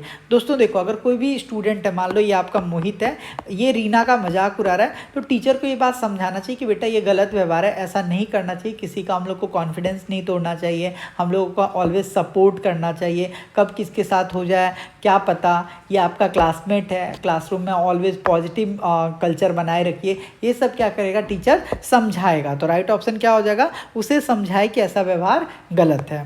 क्वेश्चन नंबर 10 देखिए, कह रहा है एक छात्र बार बार मोबाइल लाता है, शिक्षक को क्या करना चाहिए, बताइए। एक बच्चा है बार बार मोबाइल लेके आता है, बताइए। कह रहा है नियमों की जानकारी देकर रोकना, मोबाइल तोड़ देना, सार्वजनिक रूप से शर्मिंदा कर देना। दोस्तों देखो, जो भी आपके निगेटिव वाले स्टेटमेंट है उसको सबसे पहले काटो। मोबाइल तोड़ना निगेटिव, फिर कह रहा है सार्वजनिक। आप सोचो किसी को आप सार्वजनिक रूप से आप पनिशमेंट दे रहे हो, वो तो बहुत गलत बात है, ये भी गलत हो जाएगा। अनदेखा भी नहीं कर सकते क्योंकि वो डेली लेके आ रहा है, ठीक है। तो सबसे पहले हम लोग क्या करेंगे, सबसे पहले हम बच्चे से कामली बात करेंगे कि तुम स्कूल में मोबाइल क्यों लेके आ रहे हो, ठीक है। क्यों स्कूल का तुम रूल तोड़ रहे हो, स्कूल में पता है ना बेटा मोबाइल नहीं लाना है, ठीक है। और हम तुमको ये पनिशमेंट नहीं दे रहे, हम तुमको एक अवेयरनेस बता रहे हैं, ठीक है। नहीं तो दूसरा टीचर होता तो आपको पनिश भी कर सकता था, लेकिन अगली बार से मत लाना। उसके पेरेंट्स से कम्युनिकेशन करेंगे, रिस्पेक्टफुल तरीके से बात करेंगे, बच्चों को सेल्फ डिसिप्लिन के लिए प्रमोट करेंगे, उसको समझाएंगे कि ऐसा नहीं करना चाहिए, स्कूल है यहाँ पे डेकोरम होता है, मोबाइल नहीं लाना। तो राइट ऑप्शन क्या बोलोगे, आपका ऑप्शन ए हो जाएगा। क्वेश्चन 11 देखते हैं, कह रहा है एक समूह कमजोर छात्रों का है, शिक्षकों को क्या करना चाहिए। मान लो आपका यहाँ पे ये टीना है, यहाँ पे ये मीना है, यहाँ पे ये रीना है, ये तीनों बच्चा क्या है, कमजोर है। तो दोस्तों आप लोग याद रखना कि कभी भी अगर आप टीचर हो, एज ए टीचर, तो आपको वीक स्टूडेंट को एक्स्ट्रा सपोर्ट ऑलवेज देना चाहिए। ऑलवेज एक्स्ट्रा सपोर्ट आपको वीक स्टूडेंट्स को देना चाहिए। मुझे बहुत सारे कमेंट में कभी लोग कहते हैं कि सर आप क्यों समझाते हो। दोस्तों मैं इसलिए समझाता हूँ इतना ना, ताकि आपके अंदर एक बार सोच डेवलप हो गया ना, तो आप लोग फोड़ के आओगे एग्जाम में। जो एवरेज बच्चा भी है ना, जो जिसका भी टेस्ट में, जो हम लोग का टेस्ट चल रहा है ये वाला 40 लेंथ वाला, तो उसमें जो बच्चा 40-41 भी ला रहा है ना, जैसे मुझे एक लड़का का नाम याद है, क्या नाम है उसका, ऋषभ है, हाँ ऋषभ है, तान्या पॉल है, तो इन लोगों का 40-41 से भी कम रह रहा है। तो मैं उन लोगों के लिए मेहनत कर रहा हूँ कि ताकि वो भी ऊपर आ पाए। जिनका 70, 75, 80 आ रहा है वो तो कर ही लेंगे कहीं ना कहीं। अगर आप एक अच्छे टीचर हो तो आप वीक स्टूडेंट्स को भी सपोर्ट करोगे। तो वीक स्टूडेंट को आप क्या करोगे, एक्स्ट्रा सपोर्ट दोगे, उनको आप नेगलेक्ट नहीं करोगे, उनके लिए आप रेमेडियल टीचिंग करवाओगे। जैसे मान के चलो उनका कोई भी टॉपिक छूट रहा है तो आप वो करवाओगे। उनके छोटे छोटे, मान लो कोई बच्चा है वो बहुत कमज़ोर था, वो 2+2 भी नहीं जानता था, लेकिन वो 2+2 सीख गया था, आप उसके छोटे छोटे बातों को भी प्रेज करोगे, ताकि उससे क्या होगा, वो बच्चा सीखना और जारी रखेगा। समझ में आया। या जैसे आप एक्स्ट्रा क्लास ऑर्गेनाइज करवा दोगे कि सैटरडे को एक्स्ट्रा क्लासेस है वीक स्टूडेंट्स के लिए, जिनका ये कॉन्सेप्ट क्या है अच्छे से तैयार नहीं है, तो आप बोलोगे हाँ सर। तो आपको क्या करना है, वीक स्टूडेंट्स को अतिरिक्त हेल्प देना है, एक्स्ट्रा हेल्प देना है। तो राइट ऑप्शन आपका ऑप्शन ए हो जाएगा। चलिए 12 बताइए, कह रहा है यदि किसी छात्र को घर पर समस्या है तो शिक्षक को क्या करना चाहिए। दोस्तों अगर किसी भी किसी भी स्टूडेंट के घर पे अगर प्रॉब्लम है तो टीचर को क्या करना चाहिए, टीचर को उसका काउंसलिंग करना चाहिए, काउंसलिंग करना चाहिए, ठीक है, ताकि बच्चा को सपोर्टिव लिसनर मिल सके, ठीक है, और बच्चा सेफ्टी और कंफर्ट को फील कर पाए, ठीक है। चलो क्वेश्चन नंबर 13 देखो क्या कह रहा है, कक्षा में छात्रों में सहयोग कैसे बढ़ाया जा सकता है, how can cooperation be increase among student. दोस्तों देखो आपसे पूछ रहा है कि अगर कॉपरेशन का अगर बात कर रहा है, तो आप मान के चलो ये आपका 2 ग्रुप है, ये क्या है आपका 2 ग्रुप है, और इस 2 ग्रुप में स्टूडेंट्स है, इस 2 ग्रुप में क्या है, स्टूडेंट्स है। यहाँ पे आप ड्राइंग का कॉम्पिटिशन ऑर्गेनाइज करो, यहाँ पे आप ड्राइंग का कॉम्पिटिशन ऑर्गेनाइज करो। इस ग्रुप में 5 लोग और इस ग्रुप में 5 लोग, तो क्या होगा, कक्षा में छात्रों में सहयोग कैसे बढ़ाया जा सकता है, हाउ कैन कॉपरेशन भी इंक्रीज अमॉन्ग स्टूडेंट। दोस्तों आप क्या करो, कोई एक्टिविटी करवा दो, जैसे इस ग्रुप में 5 लोग को डाल दो, इस ग्रुप में 5 लोग को डाल दो, और बोलो कि चलो आप ड्राइंग बनाओ। तो अब देखो 5 ग्रुप में किसी के पास रबर होगा, किसी के पास कटर होगा, सब मिल के बनाएगा, इधर वाला भी सब मिल के बनाएगा, तो दोनों एक दूसरे को सपोर्ट करेगा या नहीं करेगा। ये ग्रुप वाला अपने 5 लोगों को सपोर्ट करेगा और ये ग्रुप वाला अपने 5 लोगों को सपोर्ट करेगा। तो बाई ऑर्गेनाइजिंग ग्रुप एक्टिविटी, इससे क्या हो जाएगा, सारे लोग एक दूसरे से घुलने मिलने लगेंगे, ठीक है। कह रहा है 14, एक छात्र हमेशा कक्षा में अकेला बैठता है, शिक्षक को क्या करेगा। तो टीचर को उससे जाके बात करना चाहिए, टीचर को उससे जाके क्या करना चाहिए, बात करना चाहिए, और उसको अपने उसका कारण जान के उसको इन्वॉल्व करना चाहिए। तो राइट ऑप्शन आपका ऑप्शन ए हो जाएगा। 15 देखो क्या कह रहा है आपका, कह रहा है एक छात्र कक्षा में झूठ बोलता है, शिक्षक को क्या करना चाहिए। बताइए, अब कोई छात्र है, स्टूडेंट है, वो क्लास में झूठ बोल रहा है, तो शिक्षक को क्या करना चाहिए। तो शिक्षक को उस बच्चे को बोलना चाहिए कि देखो बच्चा, जो आपका लाइन है एक मोरल इस वस्तु है, आपको झूठ नहीं बोलना है, ठीक है। हम आपको गाइडेंस दे रहे हैं, जो आपका झूठ बोलोगे तो क्या होगा, तो झूठ बोलेगा तो कौवा काटेगा, कौन वाला, काला वाला, ठीक है। बच्चा को हॉनेस्टी का वैल्यू समझाना चाहिए, ठीक है। और अगर बच्चा ट्रूथ बोल रहा है तो उसको हमको प्रेज करना चाहिए, क्योंकि बच्चा के अंदर ट्रस्ट बनाना जरूरी है, ठीक है। तो इस बात को आप ध्यान रखिएगा। और क्लासरूम में हम लोग मोरल स्टोरी वगैरह बताएंगे। तो आई होप आपको ये क्लास पसंद आया होगा। बाकी दोस्तों आप लोग टेस्ट सीरीज जरूर ज्वाइन कर लीजिए, 2 नवंबर तक आप लोग ज्वाइन कर लीजिए। अब आपका टेस्ट सीरीज काफ़ी अच्छे से हो गया, एकदम एग्ज़ाम जैसा देते हैं ना, जैसा आपका TCS एग्ज़ाम लेता है, SSC आपका एग्ज़ाम लेता है, एकदम सेम वैसा ही इंटरफेस। आप लोग को सॉल्यूशन वगैरह सब कुछ हमने दे दिया है। तो टेस्ट डेली लगाइए। आप सोचो 40 टेस्ट है, अगर आप डेली लगाओगे तो 40 × 100 कितना हो गया, 4000। और प्लस हम आपको हिंदी और इंग्लिश भी देंगे। कब से, 1 दिसंबर से 10 दिसंबर तक। तो इतने कम प्राइस में मिल रहा है। पहले सोचो 189 में मिल रहा था, फिर आपका 289 हुआ, अभी आपका 2 नवंबर के बाद 389 हो जाएगा। 389 से नहीं बढ़ेगा, फिक्स प्राइस है। क्योंकि हम भी क्या कर सकते हैं, अब हम दूसरे सॉफ्टवेयर को खरीदे हैं तो प्रॉब्लम तो होगा ही ना। जब नंबर ऑफ स्टूडेंट्स बढ़ेंगे तो उनके सर्वर पे जाएगा, तो ये चीज़ है। क्योंकि उनका कहना है कि सर इतना टेस्ट आप मत दीजिए, बट मेरा ये है कि आप लोग पर डे प्रैक्टिस करो, क्योंकि ये सारा प्रैक्टिस का गेम है दोस्तों। Teaching aptitude, NEP, case study कुछ नहीं है, ठीक है। ये सारा प्रैक्टिस का गेम है। अगर आपके अंदर एक बार सोचने का कला आ गया ना तो बहुत है। आप लोग को भी लगता होगा ना, कह रहे मेरा 55 सही हो रहा है, 56 सही हो रहा है। अगर पेपर ढंग का ईजी आ गया मान लो, तो ऐसा भी होगा ना कि बच्चे 60 में 60 लाएंगे। इसलिए आप लोग टेस्ट जरूर दीजिए, ठीक है।